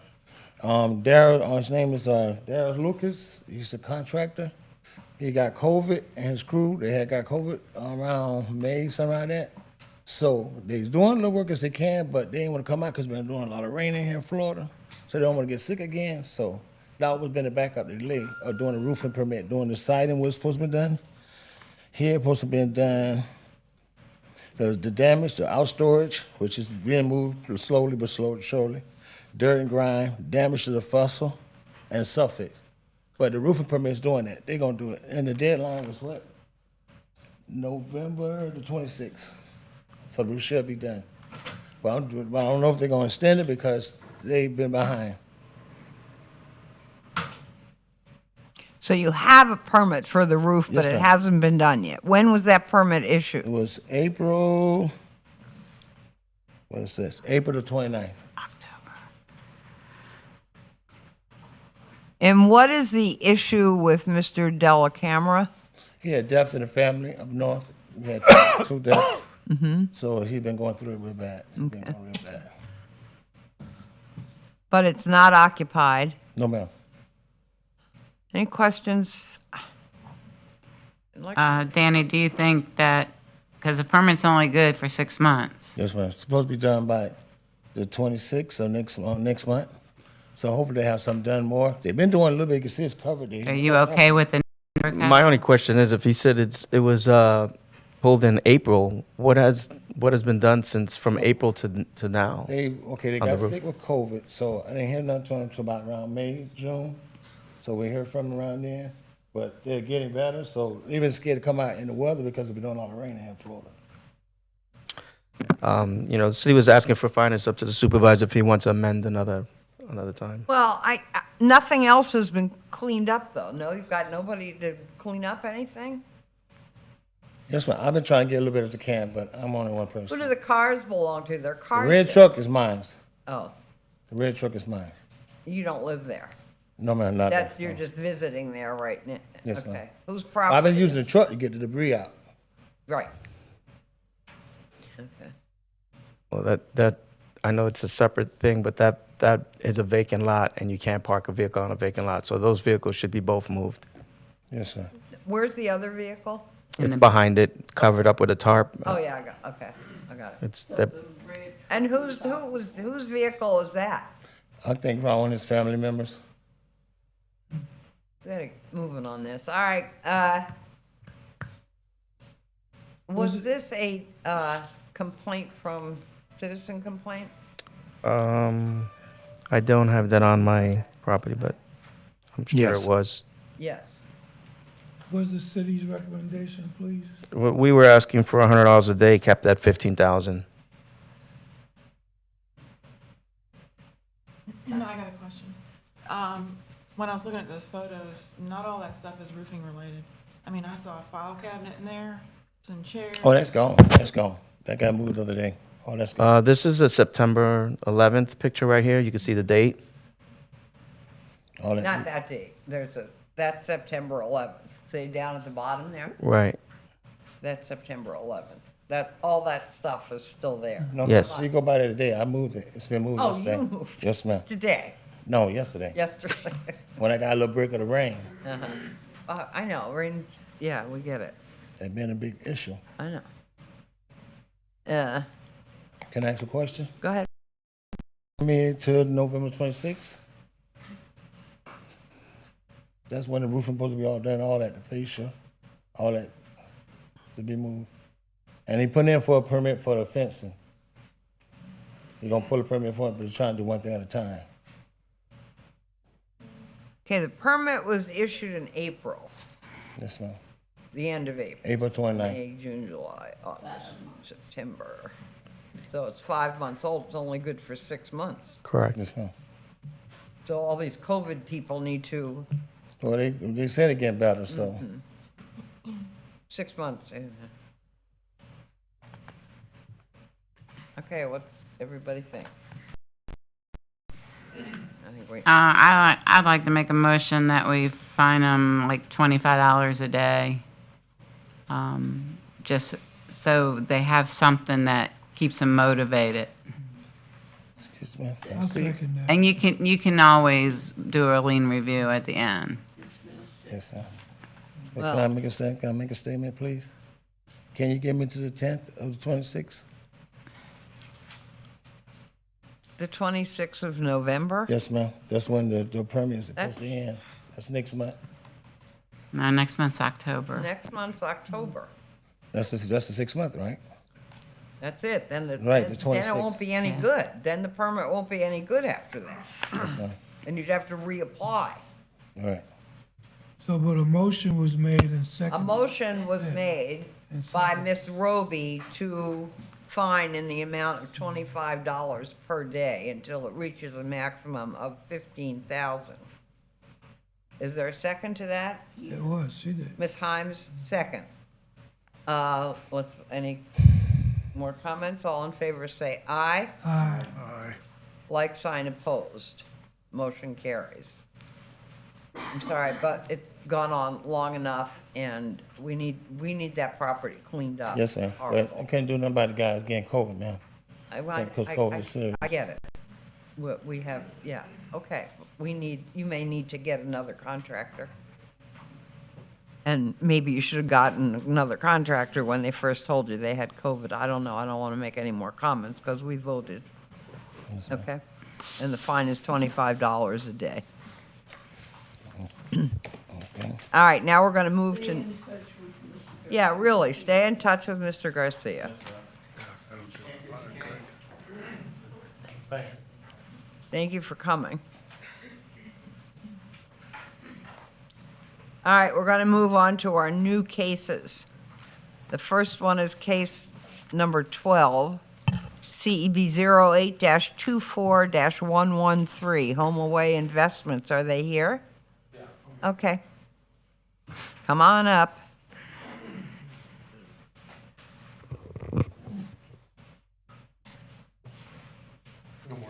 Good morning. Good morning. State your name and address for the record. And Rafael Gonzalez. Who? Rafael Gonzalez. Address is 1808 North Halifax Avenue. Do you live there? I don't. Then what's your home address? My home address is 1429 Pecos Drive, Where's that? Ormond Beach, Florida. I'm sorry, sir. Can you repeat your last name? Gonzalez? Oh, Gonzalez. Okay. All right. Good morning, Mr. Klieg. Good morning, Officer Clegg. Madam Chair. Oh, I'm sorry. Do you solemnly swear or affirm that the testimony you're about to provide is the truth, the whole truth, and nothing but the truth? Yes. Thank you. All right.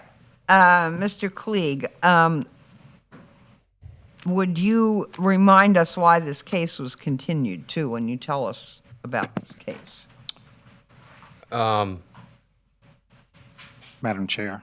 Yes, sir. He's filling in for Inspector Jones. Right? And he may not have that information up I front. looked at the notes. It just said that it was continued. That's all. Does anybody know, Hold on. remember why it was continued?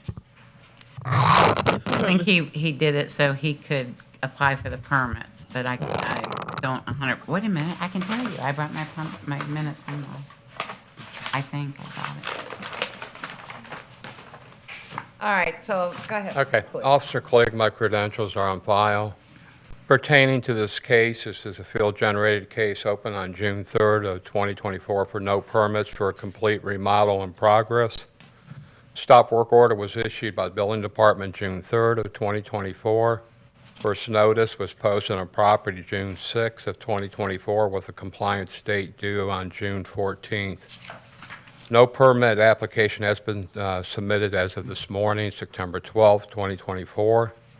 Staff's recommending a fine of noncompliance with compliance due by next cutoff. What is your recommendation? Noncompliance, compliance due next cutoff. Okay. What would you like to say, Mr. Gonzalez? So we got architect plans, so we were waiting for that. That's being done this week. And once it's done, we'll apply for the permit. The GC's already in process to apply for that permit.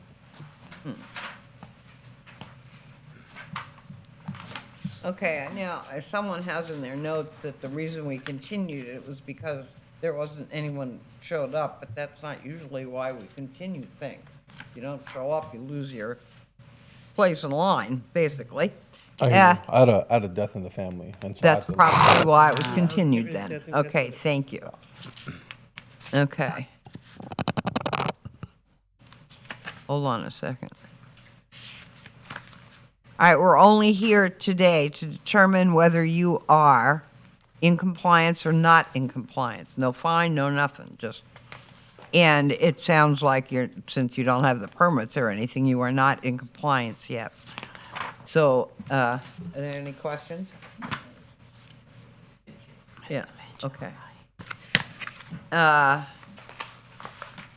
The chair will entertain a motion to find respondent in non-compliance or respondent to come into compliance by the next cutoff date, which is October 2nd, or be returned to the board for consideration of a fine for up to $1,000 per day. Is there such a motion? So move. Motion, Ms. Roby, second, Ms. Himes. All in favor say aye. Aye. Like sign opposed. Okay, so get busy. You know, I have a question. So let's say the architect takes too long and, Well, I can't stay in move. touch with either Mr. Klieg, or should he stay in touch with Mr. Klieg or Mr. Jones? Mr. Jones. Mr. Jones. Mr. Jones. Okay, sounds good, which I have, so. Okay, Yeah. good. Thank you. Okay. All right. Case number 13, CEB 09-24-151, Alexander John Joe at 628 Seagrave. Good morning. State your name and address for the record and be sworn in. My name is Geneva Joe, 625 Ruth Street, Daytona Beach, Florida. In relation to this case? Yes, I am the wife, and I do have a affidavit. Okay. A quick quitclaim deed for that. Can you raise your right hand, please? Do you solemnly swear or affirm that the testimony about to provide is the truth, the whole truth, and nothing but the truth? I do. Thank you. Morning again. Good morning. Wait a minute, what did you say your address was? My address where I live? Yeah. 625 Ruth Street. Okay. All right, we'll hear from Ms. Quinn, and then we'll let you tell us what's going on. Go ahead. Good morning, Inspector Quinn. City of Daytona Beach Code compliance. My credentials are on file. This case was complaint generated and opened on December 14th, 2023. The respondent was first notified on December 14th, 2023 for unsafe, unsecure property and structure uninhabitable. The compliance date was January 15th, 2024. I have had contact with the property owner on how to apply the permit, on how to apply for the permit, but the permit has not been applied for as of this morning. The staff recommends non-compliance with compliance at the next cutoff. Go ahead, let's explain what's going on in this property. Well, we've been working with contractors, and you know how contractors work. So I went and filed to, what is it called? I got it here somewhere. But in the meantime, we will start the roofing next week. We have a contractor to come out and do the roof. Do you have a permit? No, he should be getting one this week. So you're Yeah, we saying he's have going to get a permit when he comes on the job, he'll go to the city? He will sign get the up permit for started next week. All right, that would be important. The property's not secured. Have you secured the property? It's secure. We don't, you can't get in there.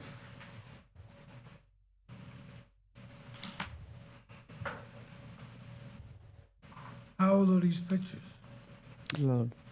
So the interior pictures are from when I was there with Sergeant Blowers from Daytona Beach Police Department and John Cecil from the building department on the 14th of December last year. So the interior pictures are from there. I haven't been back inside to see that there is any anything that's been done on the inside. And then I took exterior compliance photos yesterday. So that's what that is? I have a question for Denzel. If it's condemned, does that mean it's not able to be rehabbed, or will the building inspector go back and say this can be rehabbed or demolished? Well, she needs to get with Inspector John Cecil. I'm not sure why it's condemned. There's several reasons, so she needs to follow up with him. Okay. Now, I filed for owner's builder permit. But if it's condemned, Yeah. and it's not fixable, I wouldn't have my contractor go get a permit. Oh, it's for the fixable. We had to get a structural. We had to get elevation. We've done all of that. Okay. So that's been taken care Okay, of. it sounds like she's been downstairs already. Yeah. So she's So you good. have been down, you have gone to permits and licensing, and you know what you're supposed to do? Yes, I do. Tell me why it's taken so long that you were notified in December last year. Contractors. This contractor excuse is getting a little long, too. No, it's not an excuse. We've been going through I know, I get it, I get that it happens, but you're still responsible for the property and finding another contractor that can do the work. And it's not like you were notified yesterday and had to get a contractor. And then you said you were going to pull the permits yourself as the owner. That's why I did that, because it's hard to get contractors. Well, pulling the permit doesn't get the work done. It gets the work done if you get the people to come in and get it done. It's done Right. a different way. Well, that's exactly right. It's done a different way than you would if you had a Right, contractor. yeah, I come in. understand that, but you still need somebody to do the work, I have someone to do the work, but not a contractor. not a contractor. Okay, I get it. Well, we're just here today to figure out compliance or non-compliance, and you're not in compliance. And Ms. Quinn, what date would you like to give them? Staff recommends next cutoff. Next cutoff, okay. We need to see some real substantial You'll see it stuff. next week. going on here at this property, because that is really, now why was Sergeant Brower called in?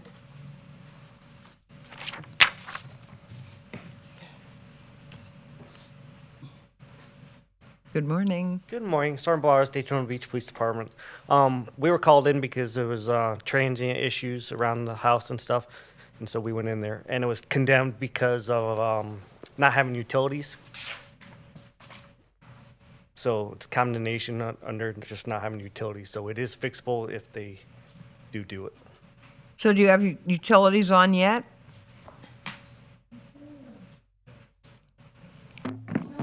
It's vacant now.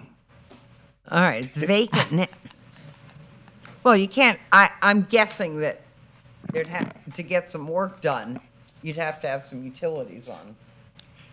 First thing we're doing is putting the roof That's a on. good idea. That's it. That's the first thing. And everything else will fall under that. Okay. Okay? So we're just here today for compliance or non-compliance. Question. Go ahead.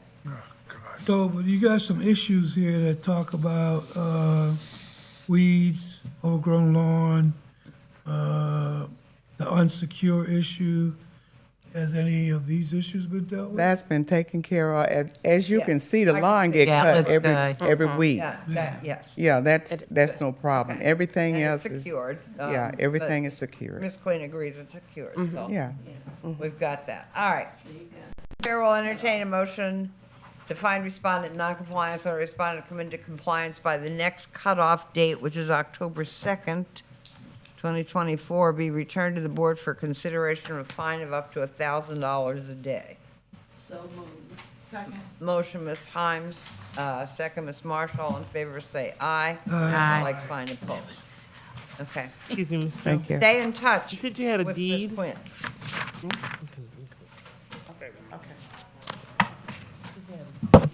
All right, case number 14 is in compliance. Case number 15, CEB 0924150, Walter and Heidi Patrick. Anybody here? All right, good, thank you. Thank you for coming. Thank you for having me. Go ahead, state your name and address for the record and be sworn in. My name is Walter Patrick. I live at 2969 Honeysuckle Circle, Antioch, California. In California? Yes, I am. Okay. Can you raise your hand? Yes, sir. Do you solemnly swear or affirm that the testimony about to provide is the truth, the whole truth, and nothing but the truth? I do indeed. Thank you. All right, good morning. Good morning. Good morning. Good morning. Go ahead, we'll hear from our code Okay. officer first, Brianna Tani. Go ahead. Inspector Itani, Code Compliance, credentials are on file. This case was opened on May 6, 2024. Bill-generated case for boarded-up windows, dirt and grime, damaged fence, rotted wood, no address numbers, damaged soffit and fascia. First notice was received on June 17th, 2024. Compliance was due by July 17th, 2024. As of September 11th, there has been no improvement. There's been no contact with the owner. Staff is recommending compliance by next cutoff.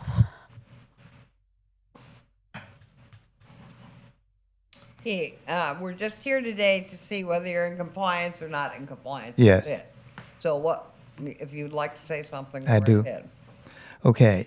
So this violations were determined before I was even notified. I was out of my home in California for the month of June and July, and I didn't return until August, the first week in August. Then I received the notice to appear here today. So once I got the notice that the violations were pending, I immediately contact a person to do a power washing of the home, and that was done on, I have an invoice here, that was done on August the 13th, 2024. And I flew down 2 days ago to take a look at the situation here, to meet with contractors to get the improvements completed. And so I've, in the last 2 days, has been trying to meet with contractors. to get these things done. So I also met back with the person who did the power washing and asked them to come back and remove the vegetation from the gutters. So I'm meeting with him today to try to get that resolved. The house numbers, I've already purchased replacement numbers for the house. I'm not sure exactly what the violation on the fence is because You'd I have to get with Ms. Atani for that, so. on the violation of the fence. Yeah, I don't want to. It's a chain on the fence to keep people from. Yeah. Okay. Yeah, so that's kind of All right, the well, status. so no one's living there, correct? No one's living there, and I would ask for an extension of time for 60 days until I can get these other things corrected. Well, we're just here for a determination of whether you're compliant or in compliance or non-compliant. Mm-hmm. How long do you plan on staying here? I'm here until next Wednesday, and I'm trying to identify, as I said, contractors to get the boards removed and all that. Okay, and you need to stay in touch with your code officer. This is very important so that when you get something done that is a violation, she can tell us next time that you fixed this, you fixed that, you've done.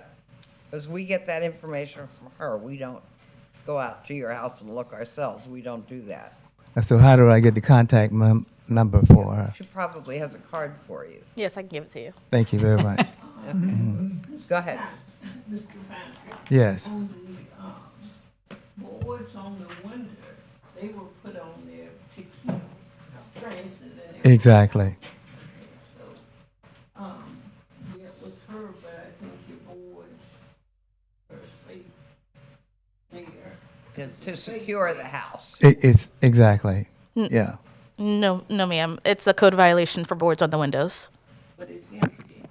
And Correct. The violation, house is, they're broke in 2 days. but the code violation is 120 days that they're allowed to be on, and it's been boarded up for years. Yeah, it has. We'll get with them after the meeting. We'll speak with them. Okay. All right. Let's, well, whether you're in violation or not. Okay. So, do you want to do, I think next month, my opinion is next month is probably fine. Okay, Ms. Roby is leaving the meeting. All right. Chair will entertain a motion to find respondent in noncompliance or order the respondent to come into compliance by the next cutoff date, which is October 2nd, or be returned to the board for consideration of a fine of up to $1,000 per day. Such a motion? So moved. Motion, Mr. Gonzalez, second, Ms. Marshall. All in favor, say aye. Aye. Like sign opposed. Ms. Motion Roby carries. was out for the vote. Yeah, I noted. Oh, okay. Okay. So just stay in touch. Okay. Because when you come back again, we can fine you, but we can also give you more time depending on The improvement. circumstances are, Yeah. okay? So, all right. Thank you very much. All right, case number 16, CEB 09-24-157. Harold Wayne Benjamin. Telephone number. Yes, in my email. Okay. No problem. I am Jaquilla Benjamin, his daughter-in-law, our attorney. He's had a stroke, so he's at. What, so, I'm sorry. I am Harold Benjamin's daughter-in-law and also his power of attorney. Okay. And your name again? Taquilla, Taquilla, Benjamin. Thank you. My address is 1629 Espanola Avenue, apartment 106, Daytona Beach. Will you raise your right hand? Do you solemnly swear or affirm that the testimony you're about to provide is the truth, the whole truth, and nothing but the truth? Yes. And can you give me a copy of that? The power of attorney? Yes, ma'am. I have the original. Okay, I can have someone take a copy of Okay. it. Thank you. Okay, we'll hear from code officer first, and then Okay. we'll hear your circumstances. Go ahead. So this case was opened on May 8, 2024. Fill generated for outside storage, dirt and grime, peeling paint, trash and debris, boarded up windows. First notice was received on May 31st, 2024. Compliance was due by July 1st, 2024. As of September 11th, 2024, there's been minimal improvement. Last inspection was September 11th. The result was non-compliance. There has been recent contact with the power of attorney. Staff is recommending a finding of non-compliance with compliance by the November cutoff. All right, go ahead. Tell us what you'd like. Yes, I'm sorry. What's My your name? father-in-law had it. My name is Tequila Benjamin. Okay. Oh, okay. So my father-in-law had a stroke. We don't know the exact date, probably sometime in July. So his memory and his transfer of information to any of us has been very minimal. So I'm now power of attorney. I will be taking care of all of these things. I just needed a little bit more time because we've been back and forth with the hospital, doctors and stuff. So I think November. Where does he live? He's currently staying in my house. Okay. Because he can't be So alone. no one's living there. Not right now. He still has utilities on there. Okay. But he can't be alone right now, so he's Okay. with us. All right. I think November would be a good. Okay. I think I can get All it right. done by then. Chair will entertain a motion to find respondent in non-compliance and, oh, go ahead. What is the city recommendation? November. Oh, it was November cutoff. Chair will entertain a motion to find respondent in non-compliance or respondent come into compliance by the November 6th cutoff date or be returned to the board for consideration of a fine of up to $1,000 a day. Such a motion? Second. Motion, Ms. Marsh, second. Ms. Himes, all in favor, say aye. Aye. Like sign opposed. Thank you so Good much. luck to you. All right. Case number 17, Mr. Stenson's case CED 09-24-141. Adabas Suja. Mr. Suja here? Good morning. Good morning. My name is Shabazz Shuja, and I live at 778 Bay Creek Circle, Winter Springs. Can you, what is your address, sir? 778 Bay Creek Circle, Winter Springs, Florida 32708. And my name is Shabazz Shuja. Your name is Shamaz? Shahbaz. I'm sorry, repeat that, please. Shahbaz. And I'm sorry to keep I just can't hear. What town are you in? Winter Springs. Winter Springs. Okay, and how are you related to? She's my mother. She's over 80 years old. Okay. And That's fine. I think she You have requested a permission to Zoom speak call. for but her, that's fine. Okay. Okay. We'll hear from Mr. Stenson, and we'll go from there. We're just here to do compliance or non-compliance. Go ahead. Oh, I'm sorry, you need to be sworn in. Before that, can I get your last name? I got your first name. Shuja. Oh, the same. Yeah. Yeah. Will you raise your right hand? Do you solemnly swear or affirm that the testimony you're about to provide is the truth, the whole truth, and nothing but the truth? Yes, ma'am. Thank you. Okay, go ahead, Mr. Stenson. Good morning, John Stinson, Code Inspector with the city. This is a complaint-driven case from the tenant. This owner was violated for abandoned septic tank in the front, improper driveway surfacing, damaged exterior walls, improper handrail installation, exterior doors, damaged roof, walls, ceilings, flooring, closet doors missing, inoperable smoke detectors, and this is an unlicensed rental property. Is somebody living there now? That's correct. This is a complaint tenant. Mr. Stenson, tenant complaint.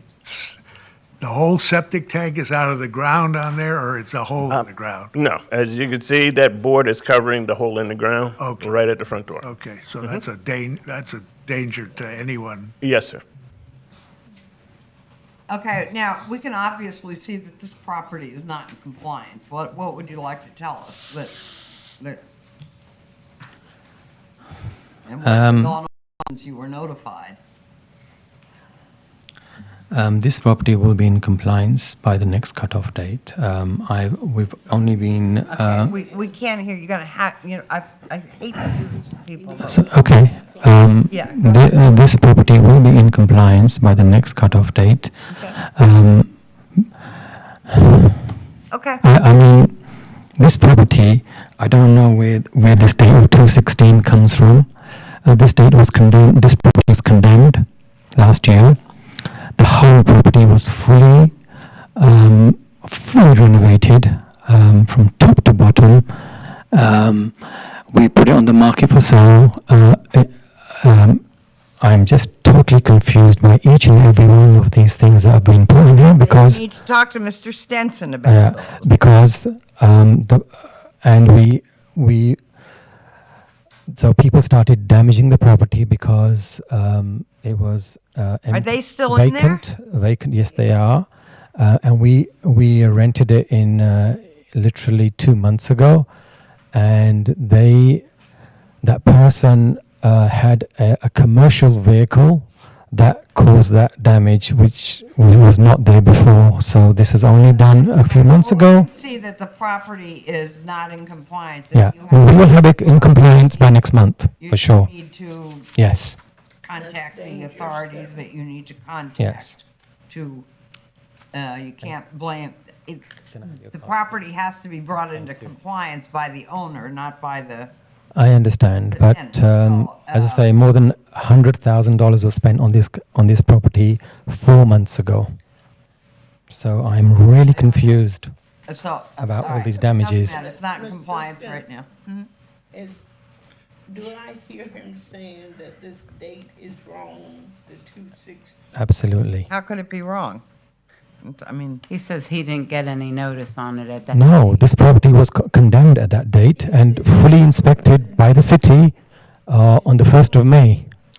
It was condemned and then you rented it? No, He no. fixed it and it was It was done by. completely May. permitted, have any- inspected. I suggest next time that you might want to bring some pictures to show us that this is the case about the house. Wow, okay. That is, Mr. Stinson, what you're saying is, he's saying that the house was renovated. I heard that. Someone drove over the septic. The tenant did, the new tenant did. That's Correct. really dangerous, isn't it? Yeah. Yes, it is. Yes, it is.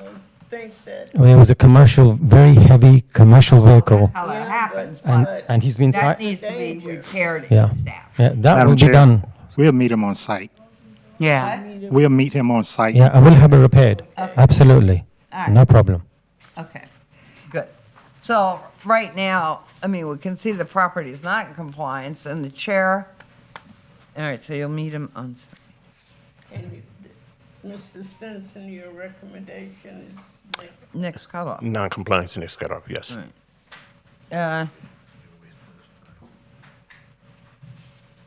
Please stay in touch though in case. I definitely will. If they can go to the house and I definitely figure out will. exactly what needs to be done, then you'll know exactly what needs to be done to come into compliance. Thank you.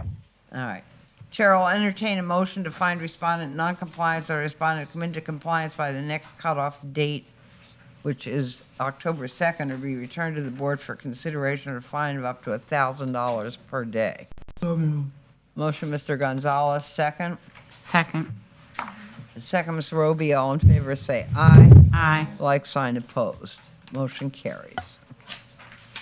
All right, so just stay in touch with everybody so you know exactly what needs to be done.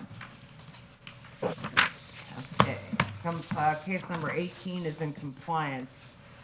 Case number, now I'm going to tell you, we only have, I think, 10 more cases to go, and they should go pretty quickly because they're new cases and it's just compliance or non-compliance. So if we just want to push forward, we'll probably be done here by, 11:30 or before. So I don't know whether we need a break or not. I don't think so. I think we can go. Okay? Going. Excuse me, Madam Chair. All right, well, that's fine. Okay. Excuse me, Madam Chair. I need to go to the restroom.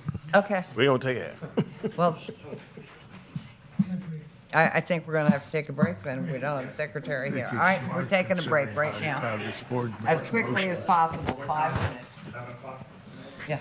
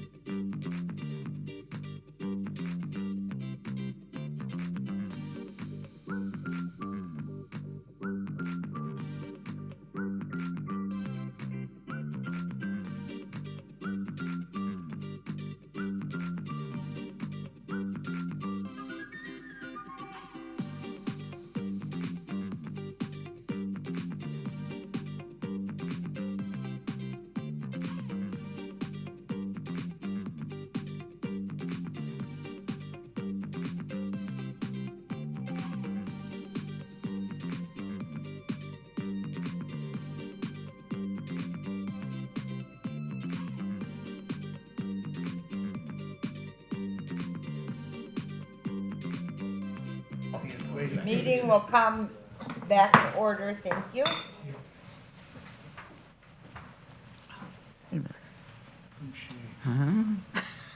I'm on, right? Yeah. Okay. All right, where were we? Case number 19? Yes, ma'am. All right. CEB 09-24-149, Monica Parakis. No one here. Okay. Go ahead, Mr. Stinson. Okay, good morning, John Stinson, Code Inspector with the city. This is a field-generated case. It started with parking in front, boat parking in front yard, unmaintained landscaping, peeling paint, damaged roof, fascia. Fascia board. And, Okay. and that's all. Okay. So, as of today, what's the situation? This property owner, Ms. Parakis, she's currently hospitalized. Her sister has come in and taken over all the responsibilities of the property. I have been in contact with her. I'm asking to give her the November cutoff for compliance. Okay.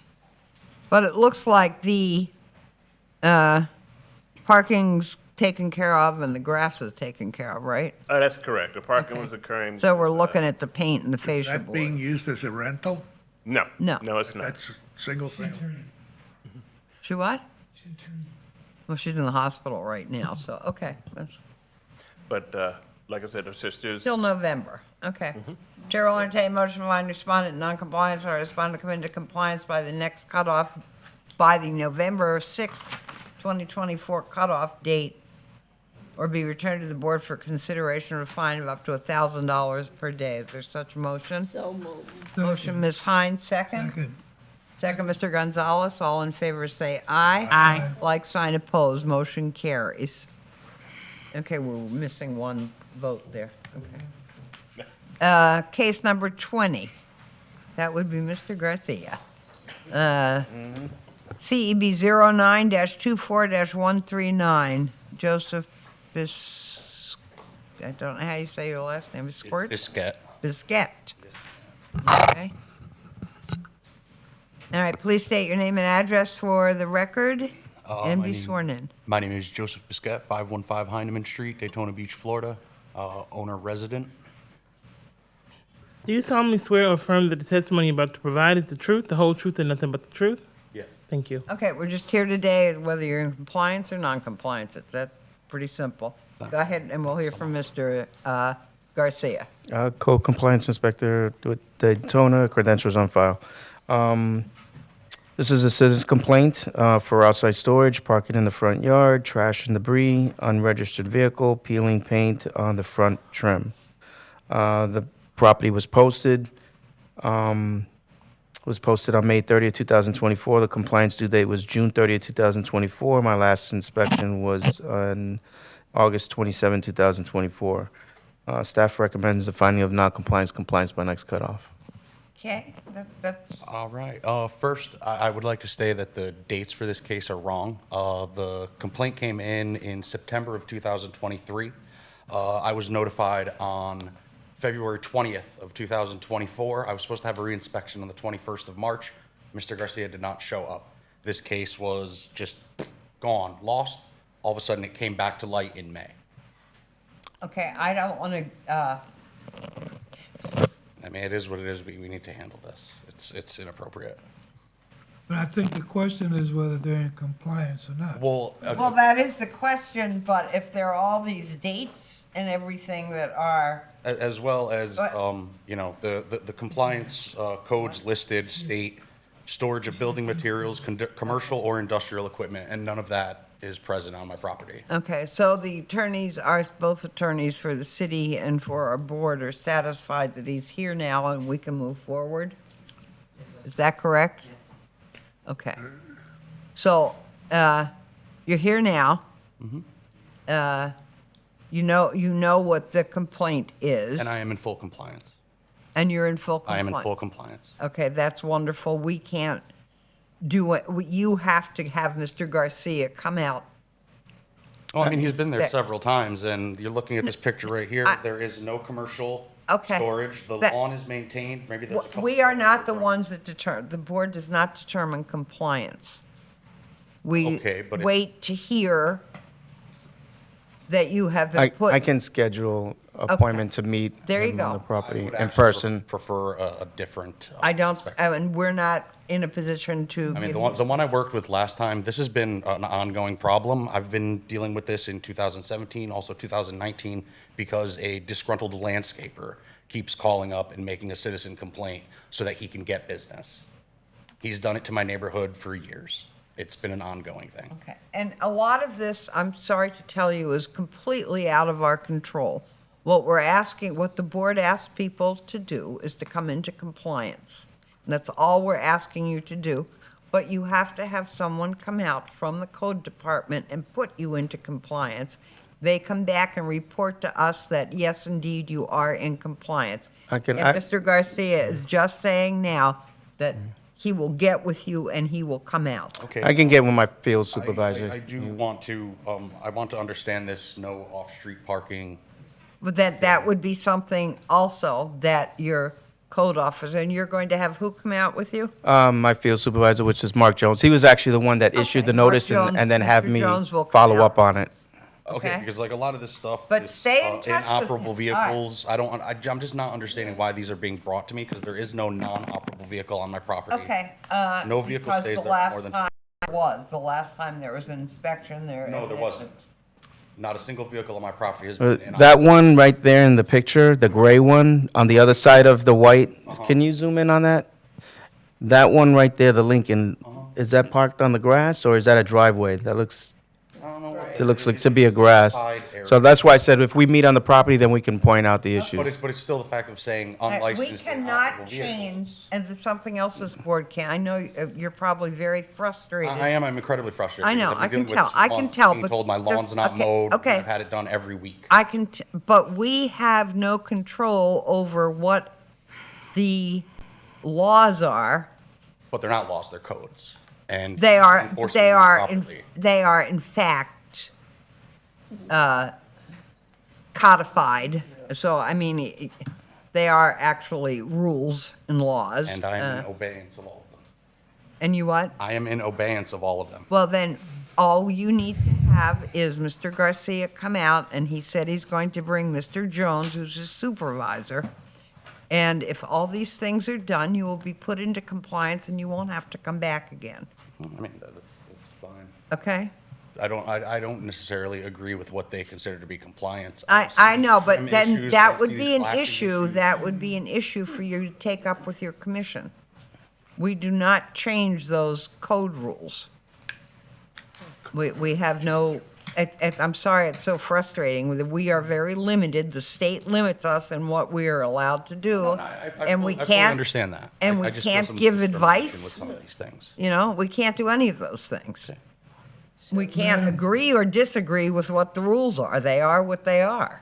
Madam Chair, I'd like to make a motion. Go ahead. Thank you.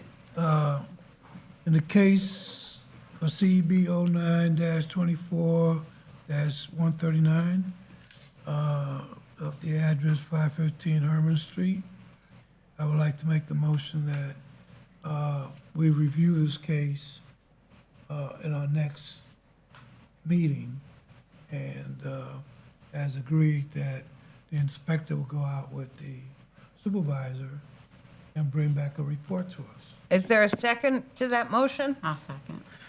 Second, Ms. Roby. So basically what the motion and the second is, Did you define, did you, is to continue the case until next month. okay, you're not finding him in non-compliance? No, we're just continuing it till next month. Non-compliance next month.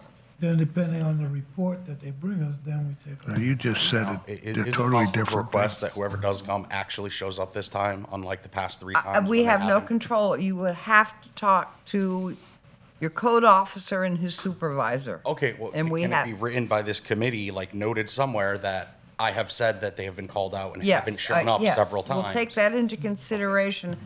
The motion is to continue the case. It is not to find him in non-compliance. Find him in non-compliance and then they cut off. Here we go. What are we doing? Going to find the respondent in non-compliance. Well, it's the same thing. Yeah. We're we're motioning to continue the case No. and not find him in non-compliance right You now. can't find him. But he is in non-compliance right now. In someone's opinion. Then that has Not to be in everybody. the form of the motion. But we don't know. Either that, either you because continue the case, Stop, one at a time. All right, go ahead, Mr. Harrington. either you continue the case and that's the motion, Right. Right. or you find them in non-compliance. Right. One or the other can't be split between the Right. two.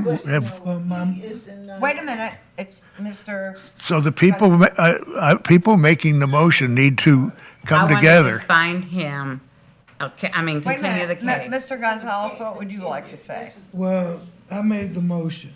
My motion is to continue it. Right, that's Because his motion. the pictures show that there's improvement. He is saying that there's no violations. So how are we gonna find him in non-compliance? We When have was to- the last time you were there? Can you show the recent pictures, the most recent pictures by date? In non-compliance. Stop. That's the posting. August 27th. There's August. Do we have a second to the That motion? says May 30th, 2024. Danny said he was there. There's August 27, 2024. Right, that No. one's April. There's a vehicle there. There's some. Oh, that's August. Sorry, but there was an April. All right, excuse me, stop. We need order. Right, we did have a second. I said we need order. That means no one speaks now. We have a motion on the floor from Mr. Gonzalez to continue the case. Do we have a second for that Second motion? it. And we have a second. All in favor say aye. Aye. Like sign opposed. Thank you. Nay. One. Motion passes. So you were continuing your case. Thank you. Okay. Oh, absolutely. This was the first hearing, either in compliance or not. We can continue a case anytime we want to. If we Let's vote go. to do that, Let's that's go. what we do. We're not gonna get out of here at 11. Okay, we move on now. Case 21, CEB 0924-140, Lars Home LLC. And someone is here from Lars Home LLC. Come on up, state your name and address for the record and your relationship to the LLC. My name is Leighton Johnson. My address is 2033 Rafton Road. That's in Apopka, Florida. In where? Apopka? Yes, and I'm the general manager at Lars Homes. Okay. Will you raise your right hand? Do you solemnly swear or affirm that the testimony you're about to provide is the truth, the whole truth, and nothing but the truth? Yes, it is. Thank you.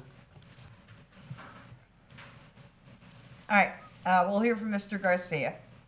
Go ahead, Mr. Garcia. Okay, this was a citizen complaint also. The citizen was actually the tenant, which no longer lives there at this time. There's a different tenant there now. It was for vehicles parked on the front yard and no address numbers. The property was posted on May 30th, 2024. The compliance due date was June 9, 2024. And the last time I was on the property was August 27, 2024. In the pictures, you can see the posting.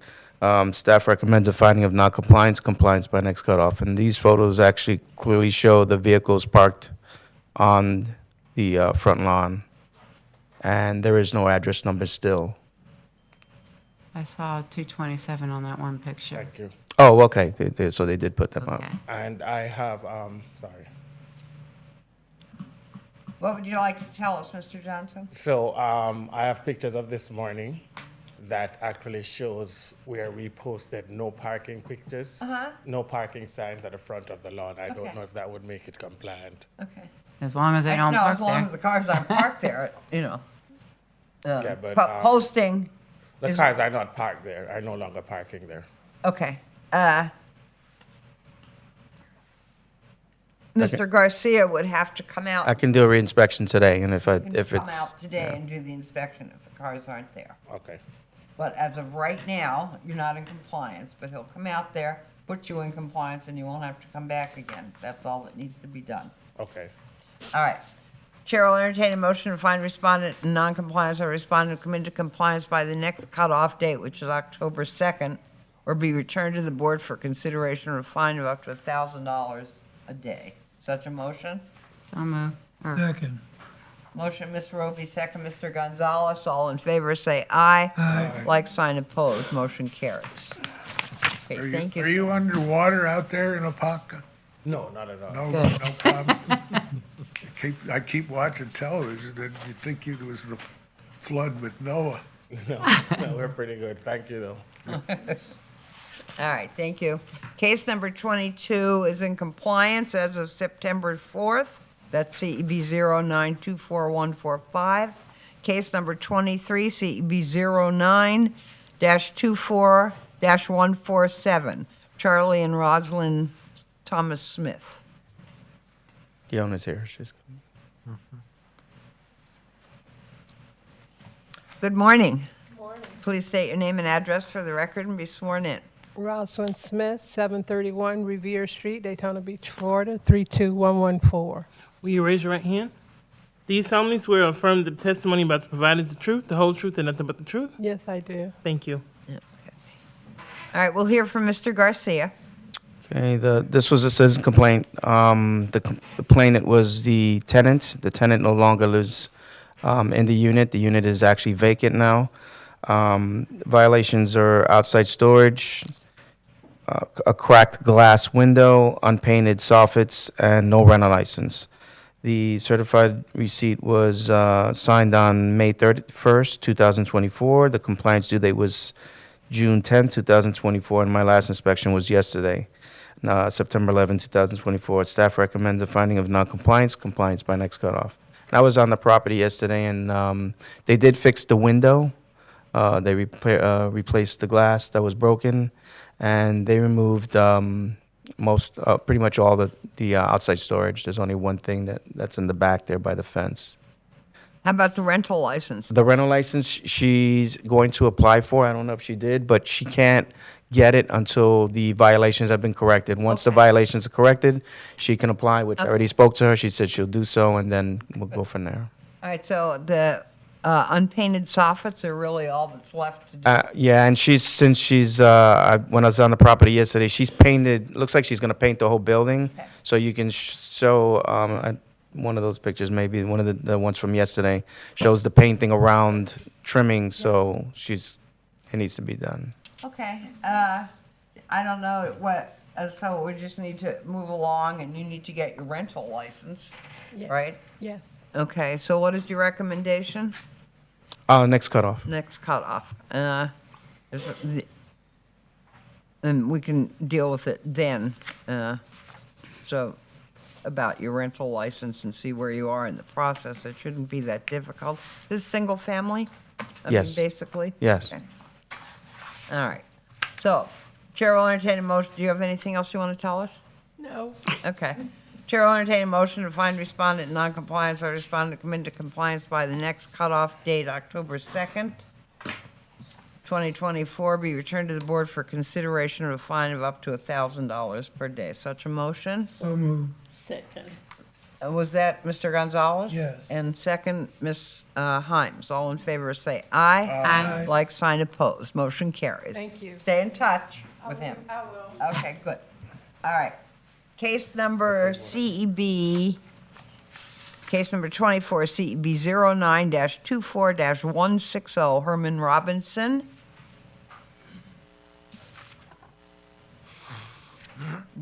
Hello. Hello. Good morning. Good morning. Good morning. Good morning, panel. How are we doing this morning? Good. State your name and address for the record, please, and be sworn in. My name is Herman Robinson. Oh, right here. Herman Robinson. Hey, Brenda. Hi, Herman Brenda. Robinson. Franklin, Tennessee. 36707. Franklin, Tennessee. Will you raise your hand again for me?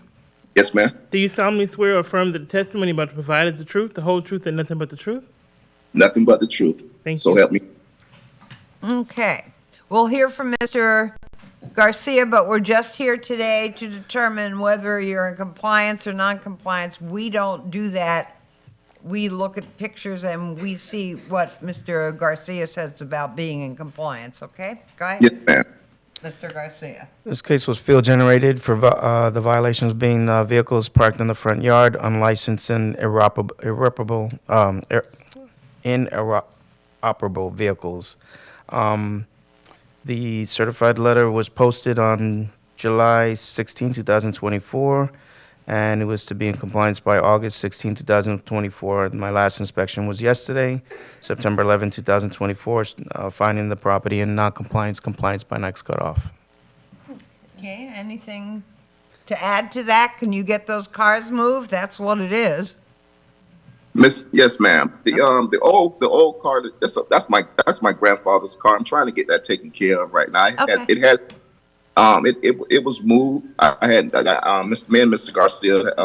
This is not our first time talking. Our meeting, should I say? The old car had been. It's my grandfather's. It was taken away. I mean, it has been. I'm trying to remodel it. The home that's there. I own the home, but my daughter lives in the home right now. The red car is movable. It just does not have a tag on it. It's movable. It just doesn't have a Okay, tag. well, you need to take care of those things. The old car that you want to work in either needs to be, well, I'm not going to tell you what you need to do. Mr. Garcia can tell you what you need to do. Yeah, Mr. Garcia, what do I do with that car? Because I can't. You can talk to him after, we can see that it's not in compliance. We'll give you, nothing else is going to happen other than that's our determination today. And you get with Mr. Garcia and he'll tell you exactly what he needs to do. Do you have his phone number? Yeah, I spoke to him recently. Can you hear us? I'm looking at old pictures. Though that trailer is not there. The green jacket. Good. Well, okay. That was in the trailer was in the original notice of violation. Right. The trailer has been moved. These Trailer are just has been pictures that are shown before and after. Okay. Okay. So we show pictures what it was and then what it is. Correct. So, but the cars are still an issue. Right, and I put in two pictures that were just to show that this is an ongoing situation. The two photos that I put in, one of them was this one, which is back in 2019, just to show that it's been there for a long time. Right. But you can see the others yesterday. Garcia, that is not correct. The old school car, the old car was removed off the property, and the green Jaguar was removed off the property. It was removed by you guys, and I went to the chief of police. What do you and mean the chief code doesn't remove cars? Well, I don't know who. It was removed by the city of Daytona Beach. Okay, Let's probably the It was police. probably apparently towed at one time. Towed? Yeah. Yes. And then brought And back. I went to the chief of the police, Chief Capri, and he ordered them to bring the cars back because the Jaguar had a tag on it. They took the tag. They took the Jaguar with a tag on it. The Buick, all they needed was tires on it at that time, and they took that. Okay, Sergeant Blowers, you want to say something? Sergeant Blowers, Daytona Beach Police Department. I just want to say the police department does tow vehicles that are junk by ordinance, and that's what that one would have fallen into. Whether or not it got returned or not, it's a different story. I don't know. Okay. Yes. All right, well, the fact is that you're going to need to get with your code officer and do something with those cars, and until that time, you're in non-compliance. Yes, ma'am. The Jaguar will be put on the drive. But make sure you stay in touch with Mr. Garcia. I have a question. Go ahead. I have no problem with that. Okay, good. Sir, since we visited this issue before, is there any way that you can resolve it so we don't have to keep coming back? Can you repeat that, sir? I can't hear you. I can barely Since hear you. we've dealt with this issue before, is there any way that you can resolve it so we don't have to keep coming back? Well, the car that I had, the old car, I can resolve. Yes, I can resolve it, but I need to understand the time frame on it. I can resolve all issues. The red could be put on inside the driveway as of tomorrow. I'll be coming down there today, and I removed the red car, put it on the driveway, and put a tag Good. tomorrow. Okay. The older car, I will try to get it towed and probably try to get it tires put on it and Okay. get start working on it as All right, well. good. Okay. Now this car. All right, well, there's- just stay in touch with Mr. Garcia so he can put you in compliance. Chair will entertain a motion to find respondent in non-compliance or respondent to come into compliance by the next cutoff date, which is October 2nd, or be returned to the board for consideration of a fine of up to $1,000 per day. Such a motion? So moved. Motion, Ms. Himes, second, Ms. Marshall. All in favor, say aye. Aye. Like sign opposed. Motion carries. Thank you very much. You all have a blessed day. You too. You too. Case number 25, CEB 09-24-159. Who's there?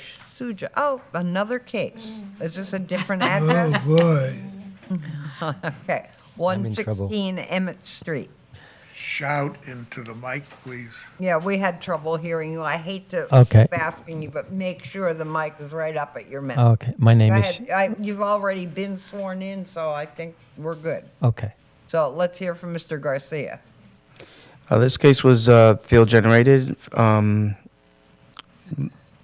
I also got a citizen complaint, which was one of the tenants.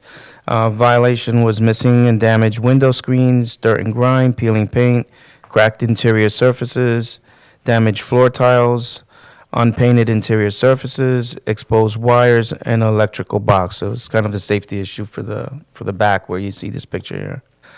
Certified letter was posted on August 2nd, 2024. Compliance due date was August 16, 2024, and last inspection was on August 29, 2024. The staff recommending a finding of non-compliance, compliance by next cutoff. And we'd like for the electrical box issue, which is a safety issue, to be done within 5 days.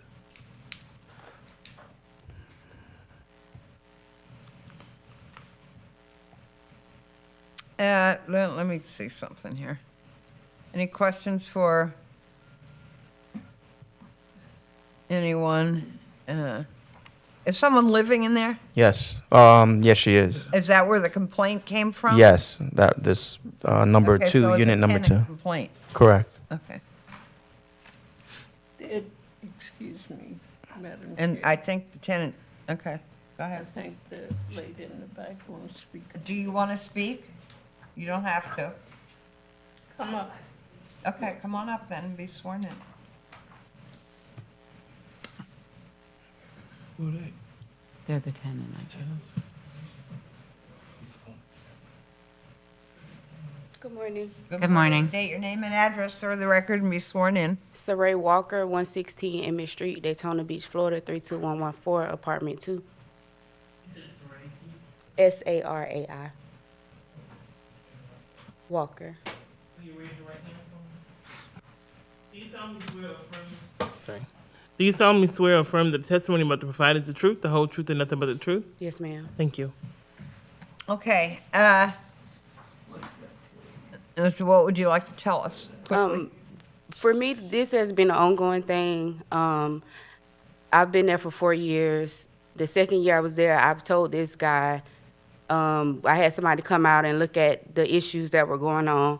They told me it was water damage in the walls. Each time he just sends some random guy to me to come put a Band-Aid over it. The issues are still going on. Nothing has changed. Most recent this morning, my kitchen is leaking and the wall in my bedroom, the ceiling in my bedroom is leaking. I have videos, pictures, nothing he's done has. We get it. Has there been, Mr. Garcia, has there been a rental inspection done on this? Not that I'm aware of. This was a notice that was asked for me to follow up on by my field supervisor. It was written up by them, and then I just went out to the property, and I found that, Oh, there are. yeah. Oh, yeah? She had no power, though, when I came in, when I did the walkthrough. And as I was walking, the tiles were all loose and popping up, and that comes from water. I also seen the ceilings were all, looked like they were patched up. They were all uneven. They had caulking. A lot of the windows were caulked, and the caulk was coming off. It was in bad condition. Okay, so we see that you're not in compliance, sir. There's a call for a peer. And the city is asking you to come into compliance. Yes, it will be in compliance by the next cutoff date. Okay. Most But they want the electric fixed. They also are asking to have the electrical, if you look at it carefully, it's just the actual cover that's come off. I The don't actual know. contents of the electrical board. It looks like it's pretty open, yeah. Yeah, it's completely been replaced, and Okay. so there's nothing wrong electrically. Okay. If you can see at the bottom, somebody has on purpose removed that off. So that's one thing. That has Wait, stop. There are too many people talking. Mr. Suja has the floor right now. Yeah, and that person is not the licensed tenant, basically. Secondly, the window screens, the dirt and grime, peeling paint, interior, and all that has been done already. The tenant is leaving tomorrow or on the 15th, and therefore everything. She's been denying the access to the person to have the work done, but that will be done as soon as she leaves. And I'm having them actually having the place completely empty and vacant and I'm having the place empty and put on the market for sale. So Well, that's so she's leaving on the no 15th. bearing on the fact that she lives there now, and this She's leaving on the 15th, which is in 2 days' time. She's denied access to my contractor. Okay, now, look, we're not here to determine that. Yeah. We are So, here to determine. as far as I'm concerned, Stop! I'm talking. We are here Mhm. to determine whether your property is in compliance or not in compliance. Okay, That's it. that's it. That's fine. The rest of it will My request- come up when it needs to come up. My request The is- city is asking, no, Mhm. I'm talking now, it's my. Okay. The city is asking for the next cutoff, get this all fixed. by the Absolutely, next yes, cutoff ma'am. date, but to also have the electric cover or fixed, whatever is exposed. That's been done already. Within 5 days. It's been done already. I don't know that because Okay. the inspector hasn't told me that yet. Okay, You have to work with him. no problem. Telling me doesn't do any good. No All right, problem. now, we have questions from the board. I have, Wait a minute. All right, I'm going to do this one at a time. Is that all right? Go ahead. You started first. Ms. Hines. Mr. Garcia, I was looking at the picture of the electric. When was that taken right there? I didn't see a date on there or. It's right up top. It's February 2nd, 2024, which was the day that I did when I went to meet the tenant. So you don't have a picture of it? Not. I haven't gotten a return for I haven't spoke to him. I never had any to return for a reinspection. Okay, thank you. may I be recognized? All right, I think Mr. Gonzalez is next and then you. Yes. My question is a legal question, because to the legal team, we had a case previous with this person, safety issue came up, dilapidation of the property, here we go again. Same thing. So whether we know he's in non-compliance, are we gonna give him room to continue to violate our codes? Is there anything that we could move from just a non-compliance to make him responsible to take care of his business? Not this time. We are going to ask because it's a life safety issue because those wires are exposed. Right, We are allowed to do that. okay. But the state does not allow us to make our own rules as to when Well, unless they are life safety. That's why, just in case the legal flegals knew some kind of way to, The city's not asking for a fine to be imposed today. Right, we're not asking So- for a fine. Right. It's just not And it's a compliant. separate property, even though, obviously Yeah. he's here on another case as well. So, Okay. we're asking for a finding of non-compliance. Okay. Mr. Harrington? Okay, I'm addressing you. Yes, sir. This issue is to find you a non-compliance. The next hearing is to determine whether you have come into compliance and whether there's going to be a fine. Yes, sir. Now, this board is obligated to go on facts and the officer brings his facts in, his pictures and his inspection and what he did. Yes, sir. If you're going to contest what he does, then you bring in some pictures of your own facts. Okay. Because otherwise, you're simply saying that's not true. It's probably not going to, I can't speak for Well, anybody else. he said but, he hasn't been there since we February want facts. 2nd. Okay. So you come in here. That's fine. If there were permits required, you bring in a copy of your Absolutely, permit. sir. Thank you. If you had a painter, you show us the bill. Yes. And the same goes with the tenants. If you have something that you want to contribute, you bring in something. Thank you. But I would like to see us stick with the facts. Absolutely. And not all of this other stuff which is really delaying the inevitable. Thank you. I have two questions. One is for the owner. Do you have a rental license in place now? We're going to put the property on the market. No, and that's not what, do you have, she's been there 4 years. Did you have a rental license in place now? No. Madam Chair? So, Serena, is your, He'd like to answer Mr. There is a $15,000 lien against the property Okay. for no rental license. okay. Already? Yes. Serena, when does your lease end? On the 15th. Of this month? Yes, ma'am. Are you leaving? Yes. Okay. And do you have anything you want to say and get sworn in? Yes, ma'am. What's your name? Banks. Solomon Banks? Thomas Banks. Oh, Thomas Banks. Yes, ma'am. Do you solemnly swear or affirm that the testimony you're about to provide is the truth, the whole truth, and nothing but the truth? Oh, yes, ma'am. Thank you. We're dealing with electric. It's more than just the electric box in the inside of the house. We have to sleep in the car, go back to my place. I don't actually live there, but I be there with my girlfriend. We have to go back to my place in Gainesville sometime because it's so many termites come in the house you couldn't stay in it.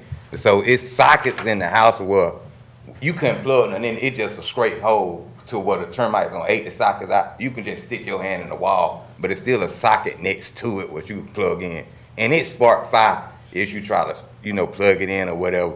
We had problem with if you use the commode, when you flush the commode, it sound like a bomb. Pow, pow. So we actually did call the fireplace. They came out. They said if they went, we got videos of the fire. I got it in my phone where the fireplace guy saying, "Hey, y'all pray for me because if I touch that box, I might die." He's saying the wire are so old to the point you just touch it, it'll fall apart. So we use the bathroom and we use it. When we use it, it spark fire. So it Okay, okay. yeah. Look, I understand what you're saying. There's only we have certain rules that we have to follow, and I'm sorry that it's so frustrating. But I think what we have to do now, and what I assume that will happen, is that the board will vote to find him in noncompliance and make sure that he fixes. Now, is there something specific you want fixed that's a life safety issue? Well, by what he says, I mean, we'll have to go back and take more photos to showing exactly. When I went in, the lights were off, and I only can see, as you can see in some of the pictures, she was actually holding the flashlight from her phone to see some of the things. So definitely what's going to have to be required is an electrical permit, because if he has issues like that, they're going to have to There is no update current issues as far as electrical is concerned at the moment. There was a situation some time ago, and that has been rectified by a licensed contractor.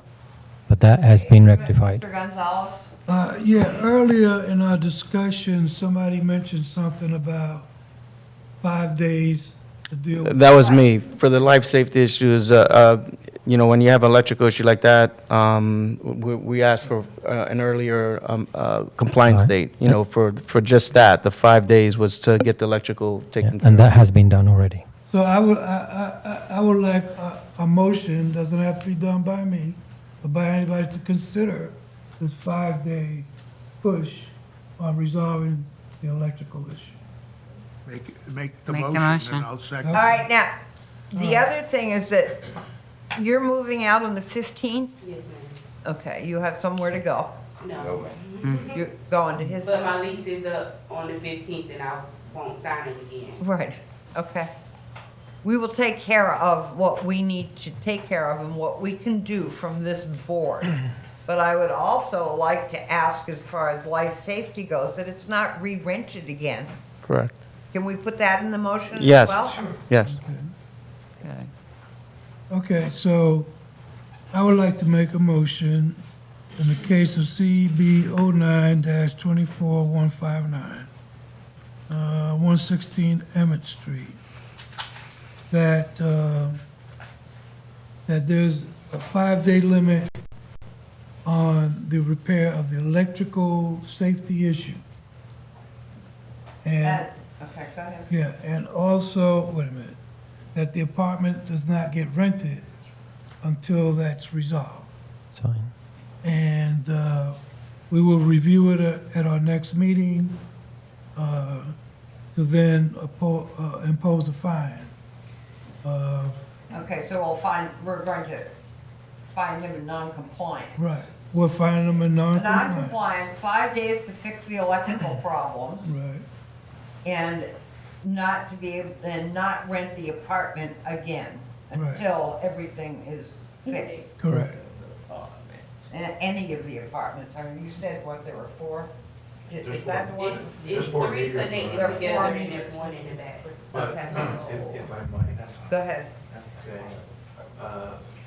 so let's say he gets it in compliance in 5 days, okay? Are we determining ahead of time that that's done and he can go ahead and rent? No. No. Okay. Has to be inspected. I don't want any part of that without seeing it again for us. Right. I would say give him the 5 days. He As far can't as the rent it rental again. issues, It's an is that in our unlicensed purview rental. To deal with, Yeah, but he can't rent again, so. is they stay vacant? Yeah, stay back. Okay, right. I just wasn't sure on that. Right. I want to be sure what I'm gonna say Okay, yes yeah, I to or agree, no I to. agree with you. So is my motion clear? I My think next so. thing? Motion clear to everyone. Yeah. Find the property non-compliance, 5 days to fix the electric, and not to rent the, and not, the property is not to be re-rented. Go ahead. Without a rental license, which he's already testified that he doesn't have on the property, so. Okay. Well, So the those apartment's three- not to be rented until he meets the criteria with the, With the city. with the city, right. Okay, so 3 things, and that motion was made by Mr. Gonzalez. Is there a Second. second? Second. Second, was that Mr. Harrington? All in favor, say aye. Aye. Like sign opposed, motion carries. Okay.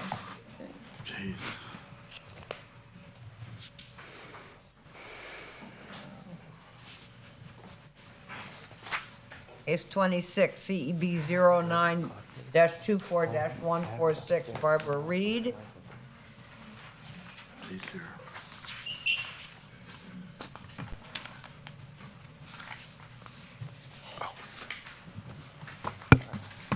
This is just compliance or non-compliance? That's it. Okay, Ms. Kirk. Oh, well, state your name and address for the record and be sworn in. Barbara Reed, 217 Lockhart Street, Daytona Beach, 32114. Okay, so you live Present there. today. Will you raise your right hand? Yes, Do you solemnly swear or affirm yes, that? ma'am. Do you solemnly swear or affirm that the testimony about to provide is the truth, the whole truth, and nothing but the truth? Yes, ma'am. Thank you. All right, go ahead, Ms. Kirk. Okay, this is a complaint I received in May via email from Sergeant Blowers, which I responded to very quickly, promptly. I went to the property shortly, actually the day that I received the email, I went to the property and spoke with Ms. Reed on site, went over the violations. This was in May of 2024. First notification was May 10th, 2024. Outside storage, overgrown grass, damaged roof, missing soffit, debris. Compliance was due 6/10/24. I went by the property yesterday. It's still in non-compliance. Staff's recommending a finding of non-compliance with compliance due by the next cutoff. This is a today picture? No. August 1st was one I saw. It's Oh, the same. August It's- 3rd, okay. It hasn't changed much in the time period. We can see from the pictures you're not in compliance. Do you agree with that? Your Honor, I agree with this, okay? I do need a roof, okay? Yeah, you do. FEMA wouldn't pay the money I needed when hurricanes blew through. True, they didn't, but I did since then get a contractor to the building across the street at the corner that burnt down about 2 weeks ago. The guy said he would do my roof, but I need more time to get money affairs in for the guy to pay him. See, I'm on a fixed All income. right, so what we see is that you're not in compliance. Well, I did cut the grass. I did weed whack the yard.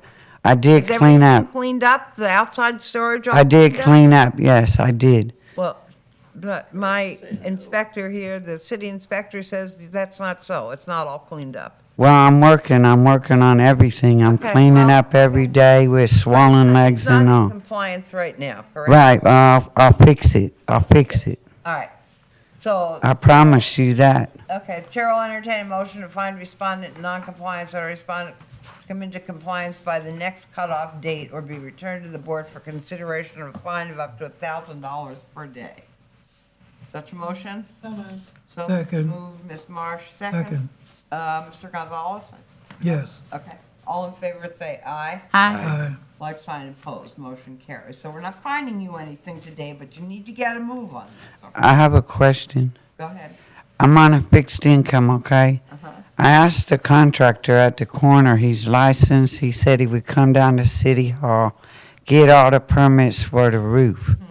He said, I can do it. I said, well, can I have at least 3 months to get the money and pay you $1,100 next month, $1,100 the next month, and the last month pay the last We'll talk about that $1,200. next month when we. So I need to ask that question, can I? No, we'll see how far along you've gotten. But if I do it, like, start it and get it done, is what I'm saying, be able to pay him each month and get it paid in full. Yeah, that will be between the two of you, but I need to see that you're moving, we all need to see. that you're Exactly, moving along. okay. And we've already voted on this, so. I'm good on that. Okay, good, okay. And stay in touch with your code officer. All right. and Let her know. I will.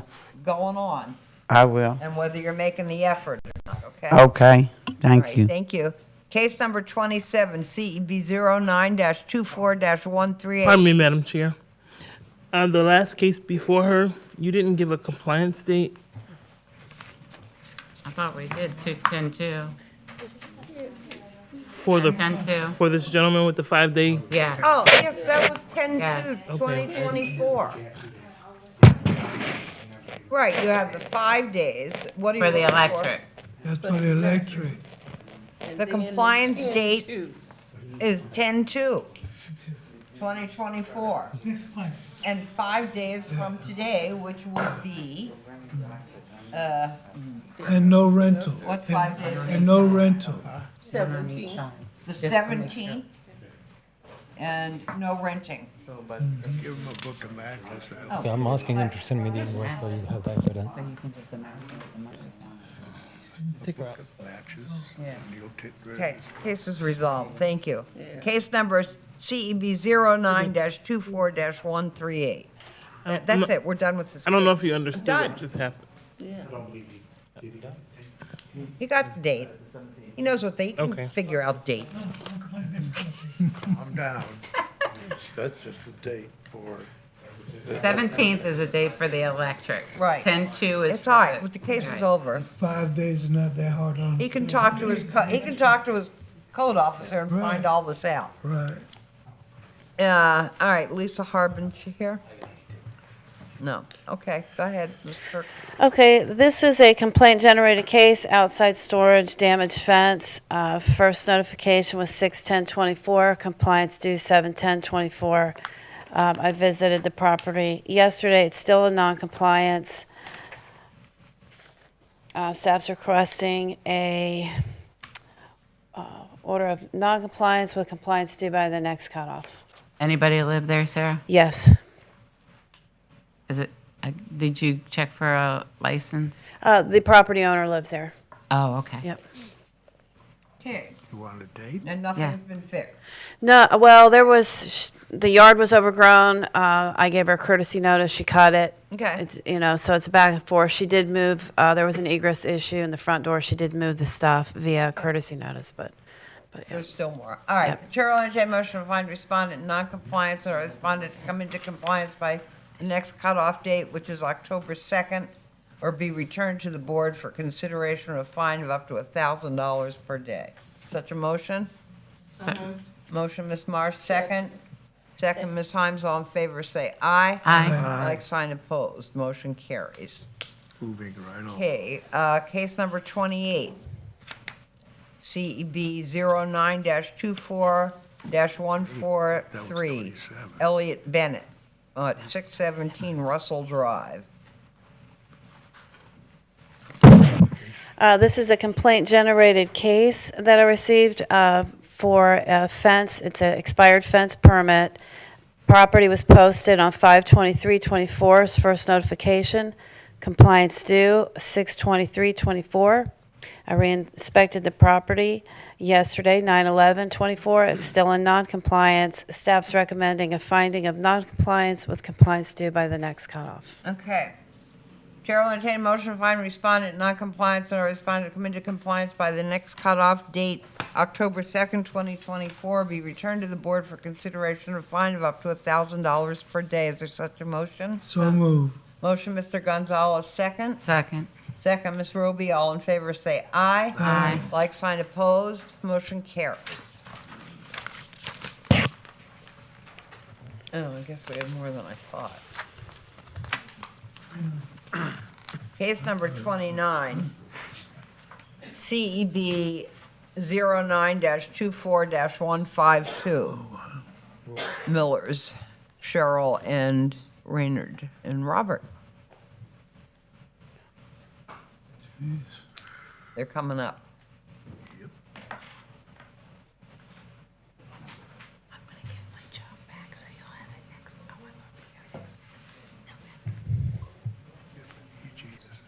No. Goodness sakes. Whoever's going to talk needs to state their name and address for the record and be sworn in, please. Good morning. Good morning. Morning. I'm Renard Miller. I will be referring a lot of the questions to the property manager, which is Victor Ingram. And, but I would, anything I need to add, I would add also. And Cheryl Miller. Do you all three want to speak then? Yes. But he will be, yeah. Okay. Will you all three raise your hand, right hand? Do you solemnly swear or affirm that the testimony about to provide is the truth, the whole truth, and nothing but the truth? Yes. Thank you. Okay. You have all their names? You don't have Victor's name, I don't think. What's your last name? Ingram, I-N-G-R-A. Ingra? Yes. Okay. And your address? 3768 Fiamma Drive, Port Orange, Florida, 32129. Okay, and the rest, they live at, what's your address, Mr.? My address is 1038 Alice Drive. And you, Where's sir? that? 1038 Alice Drive, Daytona Beach. Okay, so, and, 1640 Daytona Beach. okay, Thank This you. street, Daytona Beach. okay. So this is a rental property? No. No, it's not. Never was a rental property. The people that were in the property was squatters, and I have the eviction. Okay, all right, we'll get to you, we'll let you speak, but go ahead, we'll hear from Ms. Kirk and then we'll let you speak. Okay, this was a complaint-generated case that I received in June of 2024 for miscellaneous interior and exterior violations. First notification was July 1 of 2024. Compliance was due 8/1 of 2024. I went by the property on 8/30/24 as well as yesterday, and I haven't been inside, but the exterior is non-compliance. Staff's recommending a finding of non-compliance. After speaking with Mr. Ingram today, as well as Mr. Miller, I've agreed to ask for 60 days for compliance. And they've explained to me that the people that contacted me were squatters, is what I was explained to just this morning. Of course, I don't know Are that they going gone? into. Yes, they're going to be evicted. And then he also explained to me that it's vacant and that he is willing to go on the no trespass arrest site. Good, program. that's great. What year is this property, sir? Do you know I didn't when hear. it was built? Oh, I don't, It doesn't look like Really? it's that old. I don't have the date. I'm sorry.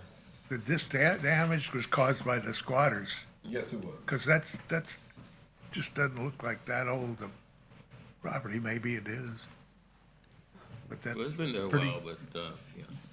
pretty terrible condition for. When did you purchase it, Mr. Miller? Oh, it was inherit, more. Oh, okay. Inherit.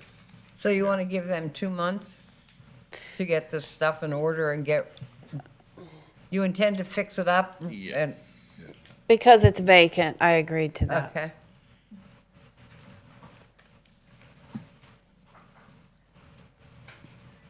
Madam Chair, I recommend that we accept the Okay. office. All right, Ms. Himes has made a motion to find respondent in noncompliance or respondent to come into compliance by November 6, 2024, be returned to the board for consideration of a fine of up to $1,000 per day. Second. Second? Second. Is that Mr. Gonzalez? Yeah. Okay. All in favor, say aye. Aye. Like sign opposed. Motion carries. Okay, so just make sure you stay in touch with your Yes, code please. officer.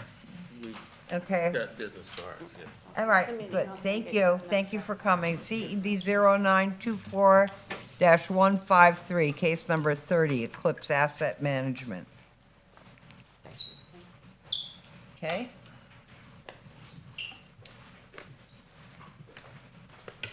This one, okay. This is a complaint-generated case from May of 2023 for damaged trim, dilapidated structure in the back. I posted the property, I'm sorry, the date is incorrect on it was a complaint, just leave it at that, for damaged trim, dilapidated structure in the back. I posted the property 4/12/2024, compliance due 5/12/24.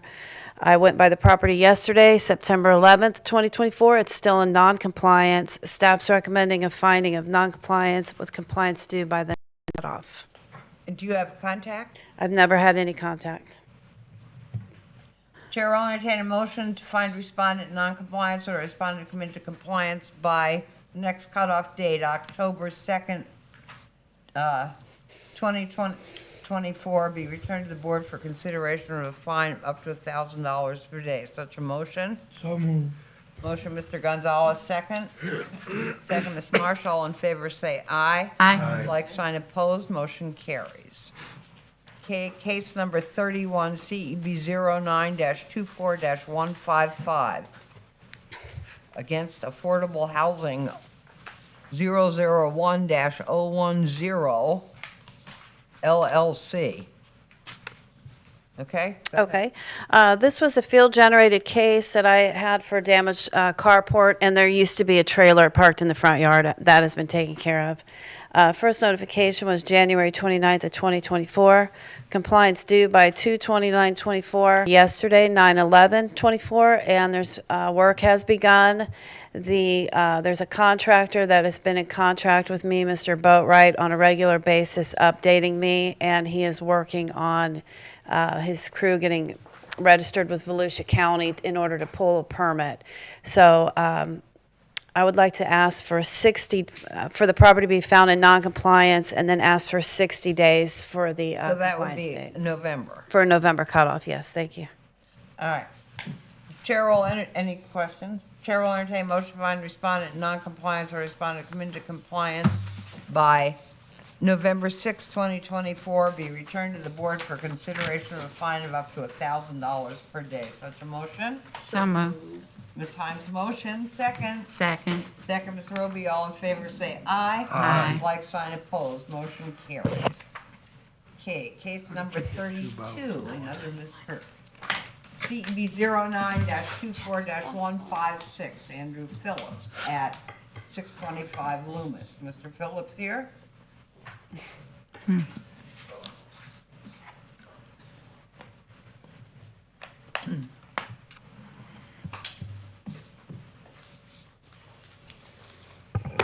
Good morning. State your name and address for the record, please. Andrew Phillips, 625 Loomis Avenue, Daytona Beach. Will you raise your right hand, sir? Do you solemnly swear or affirm the testimony about to provide is the truth, the whole truth, and nothing but the truth? I do. Thank you. Okay. All right, we'll hear from Ms. Kirk. Okay, this was a complaint-generated case. Multiple citizens contacted code and complaining about the outside storage debris. First notification was 8/5/23. Compliance was due 9/25 of 23. I inspected the property yesterday, 9/11/24. It's still in non-compliance. I have tried to work with Mr. Phillips to clear up some of the stuff. So we would like to ask for finding of non-compliance with compliance due by the next cutoff. I did want to say this may end up being like a progress report situation is what I'm hoping for. Why? Because I feel like he can come into compliance, and I would really like him to get into compliance instead of just getting a fine. So I'm hoping maybe this would be a push that he needs.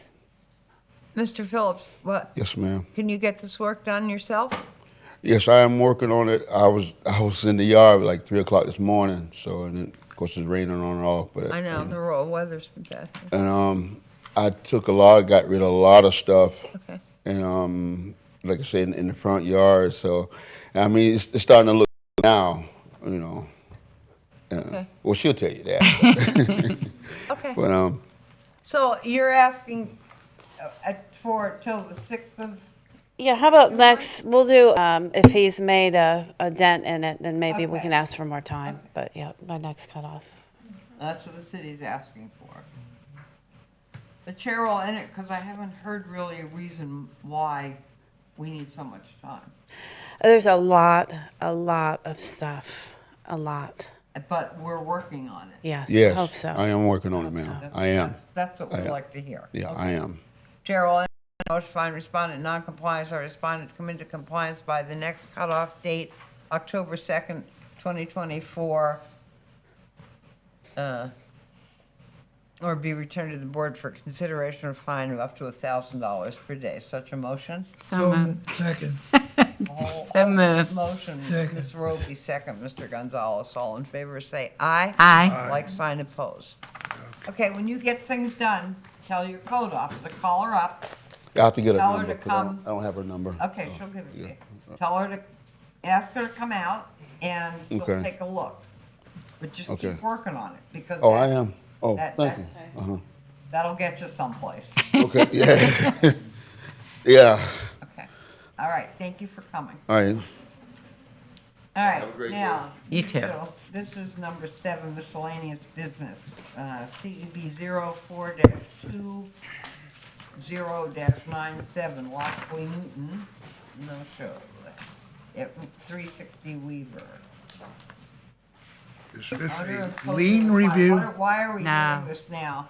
Well, it is a kind of like a lien review, I guess, but Well- it's from 2020. All right. Sir, what's your name? Loxley Newton. Oh, you are? Okay. What's your address? Presently 2423 Where? South Ocala, Florida. Ocala? I'll be moving to Daytona shortly. Yeah, I know.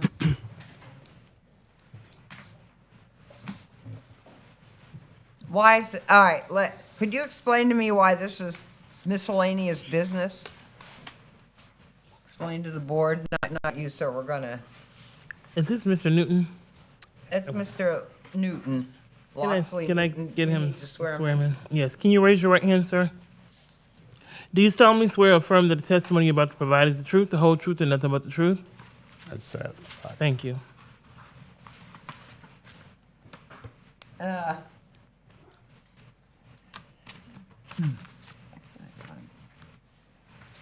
Hold on 1 second.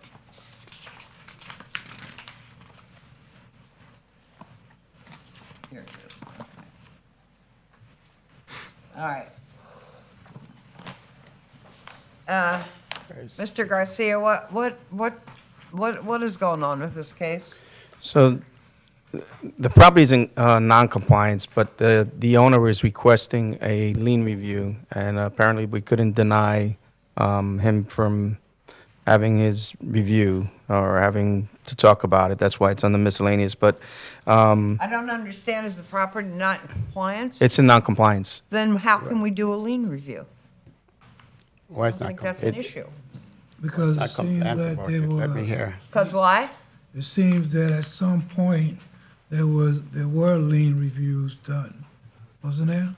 Not that I'm aware of. This was a case that was, Well, it says here, order imposing fine lien effective August 13th. Yeah, so we find him. Madam Chair, if I may. Go ahead. Interjecting, but the reason we're bringing this up under miscellaneous business is that because the property's not in compliance, our position is that he's not entitled to a lien review. Correct. However, as a matter of due process, we wanted to allow him the opportunity to present to the board his case, whatever it may be. And Why? so that was a decision made by the Okay. attorney that I'm filling in for. And so, Okay. Because this is confusing. Yeah, it is. So here's Well, you what can't go happened. to lien We- review if we- it's in non-compliance. That's right. We, it's not a lien review. That's why it's on the miscellaneous business. Okay, It's so not a it's lien not review. lien review right Yeah. now. The city fined him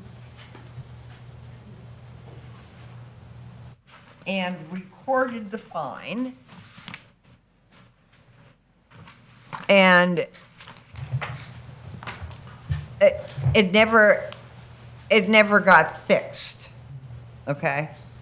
So you can't have a lien review unless you fix something, but this, I'm told, is not a lien review right now. I don't understand exactly what it is, but we'll give you a couple minutes, sir. Go ahead. We were all in this courtroom in 2020 when everything was final and fixed. Here, we all were here. And I got a letter, everything was good. I go my merry way. March of this year, What do you mean? What was determined then in 2020? do you have the case there? We come in this court, when the final thing was a hinge between the roof and the bottom that need painting, just less than a hinge. I go and I paint it, come back here. This gentleman, I don't know if it was him or somebody else at the time, says everything was good, then cool. Now, the compound is 360 River Street. Do I thing on it, the what do you call it, the appraiser, I was trying to say there was a lien on it. I was shocked because Well, you weren't put into compliance. because in 2020, when I get for 360 River Street, I did everything. They says here I don't have any water on the premises. When I buy that premises, there only one water meter there. After the people move off, because I want them tenant people being trespassing, going in there and stuff like that. That Mr. Jackson, when they moved, that was disconnected. I go in because I want to separate the water. Not one water heater or one meter control the whole premises. I went in and paid for a brand new meter for them to install for the front building. That was installed since 2019 and still is. And they're telling me that I don't have any water on the property. They're telling you what, sir? They're saying I don't have any water on the property because the one meter that used to use for the entire building, the entire compound, I separate them. I go on and have a new meter connected to the front building. And they are telling me that there's no water on the property, which there is water there. All right, okay. All right, I understand in order to have a lien review, where we can decide that we can reduce the lien, we can keep it the way keep the lien on the just not reduce it at all, and you'd have to pay the whole thing. But in order to do that, you need to have your property in compliance. And you need to have Mr. Garcia come out and put your property in compliance. That's the procedure. We don't even hear cases, lien reviews, until the property is in compliance. Now, you said that you only had one little thing to do when you did it, and I appreciate the fact that you got all of that work done, but no one put you in compliance, and I'm sorry if someone didn't explain to you. You could have found out from your code officer, who probably wasn't Mr. Garcia Correct. at the time. You could have found out from the code officer what you needed to do to be put in compliance so that you could come forward with a lien review. Get that? I got a couple questions. Okay. go ahead. All of the certified mail was sent to you at your Palm Road address in Ocala, yet the post office returned it. I'm But- not living there. Well, That property. there's 4 pages. This was May of 2020 that it was returned to the city, that you don't live at that address. Or Right. your forwarding order has expired from Palm Road in Ocala to somewhere else. Yes, that was when the stuff taking place, I came to court before after that. Okay, if you And that can, was the rectified. last one of notice of your violation is February of 2020, when Mr. Fitzgerald was your code inspector, who has since left. So there's nothing in here, or do you have papers where he put you in compliance? Because they are all signed by our chairman, and then you get a copy that you're in compliance, but there's nothing in your file that says you ever reached compliance. Right. And the problem on here is, it says, besides the no water, it said damaged fence, fading and peeling, and it was unsecured vacant Ma'am, building. That paint and fading was, if you check the original paint of the building when I buy it, that is a new paint. That was what fixed that situation you're talking about. It was a green faded building like the one next to it. I painted with this paint, color paint, when we come back here and rectify the That edge was in- between. That was in 2020, because this Yes, notice was yes. in 19. Yes. So yes, That was you it did- when you we did came do back some- in. That building at that time was in green and faded. Mm-hmm. I paint that building over in that, and when they come back and said, I need to, and you guys give me a couple of weeks to go get it. It was like less than an inch of a paint between the roof and the. He's talking about the trim, Yeah. which is, the trim is still unpainted, and So also. it was painted. But I go back and take and did that. But from here that it time. says, on this form from the property appraiser, says that you lived at 2423 Southeast Fifth Circle, That's apartment correct. 4. Do you live there now or Palm Road? No, that's it. This is the Yes, address? Yes. How come you haven't changed your address? I mean, with the notices. that- Palm Road, that building has been sold over 9 years ago. It doesn't matter, you need Yeah. to, if you want to get notification from the city, you need to have your address in Volusia County Property Appraisers, where you would receive mail about this particular house in Daytona Beach, because Daytona Beach is in the city of, in the county of Volusia. So you need to change that too. Yeah, I s- Otherwise, you're in jeopardy of not getting notices, and that's, I wanted, Mr. Sykes wanted to say something, and then. That's why my question is for. Mr. Sykes, what does he have to do, and what does Danny have to do to get him in compliance, if that's possible, so he can ask for a real lien review? Okay, according to the violations that were listed, damaged fence needed to be repaired. The paint, the faded paint needed to be repainted, the structure needed to be repainted, and also the water. But I believe the water, according to my notes, had been put into compliance. So, but what I wanted to, hold on a second. Could you repeat for me? I'm writing down. Yes, sir. The damaged fence needed to be repaired. The structure needed to be painted. And property needed to be secured to city standards. But what I wanted to tell the board was that in July 2020, at the Code Board hearing, Mr. Newton did appear, and he was told what he needed to do to come to compliance. August of 2020, he did not appear. We levied a fine, and this is where we are. Okay. All makes sense to me. You know what you have to, you need to stay in touch with Mr. Garcia and ask him when you are in compliance and you have done the thing that Mr. Sykes has asked you to do, I've told you that you need to do to come into compliance. At that point, if you get put into compliance, you can ask for a lien review. That's it. That's the way it works here. Mr. Gonzalez. Yeah, you know, like I said, this to me is confusing because he was found not in compliance. Right. Got a hearing, wound up with a $10,000 lien. Right. And here we are 4 years later, Right. starting over again.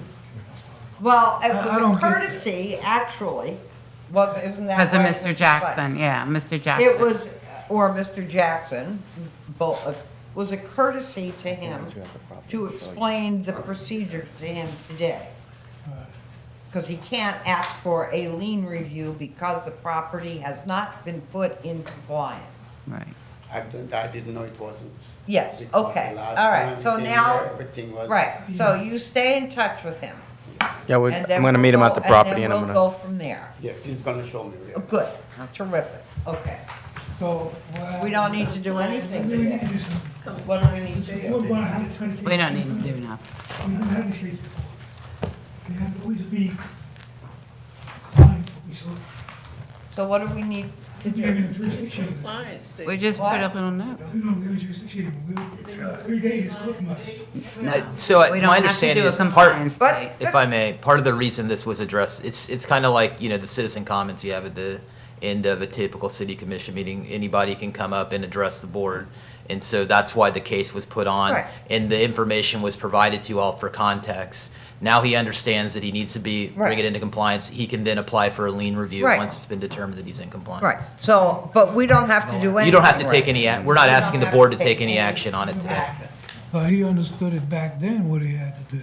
Well, we don't. Well, so the, And he- the and the fine minutes, was levied. the minutes reflect that he did appear at the first hearing. I think this was a, There was a this mistake. is not a lien review case.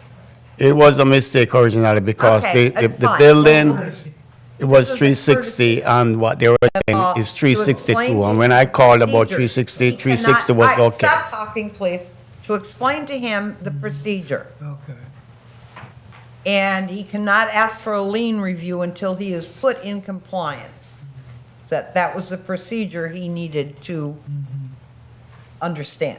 So now he understands it and is going to talk to Mr. Yeah, Garcia. well, I'm gonna meet him at the property and then, well, I'll and- explain and what. everything will, and then he can apply for a lien review Right, once he is in compliance, correct. Well, yeah, he's gotta be in compliance. Right, that's right. Then that's what this whole thing is. All right, thank you. Is there anything else? Just wanted to ask a question. Are we back dealing with rentals or are we not dealing with rentals? I don't know what you mean. Well, first, we had a rental board or a rental meeting. Then we were told they were coming back to us, and all of a sudden, we're down to 1 or 2 rentals. No, one of the special magistrates do nothing but rental cases. Okay, so we're really not, Yeah, I mean, mostly we're not. Once in a while, we'll get some, but mostly it goes, and they're mostly code cases that come before us. They're not really They're not the the rental. rental good. cases. Yeah. That's wonderful. Okay. No, you're not getting rental cases. Yeah. Right. Yeah, we're not in that booth. Woo! Anything else? Meeting adjourned.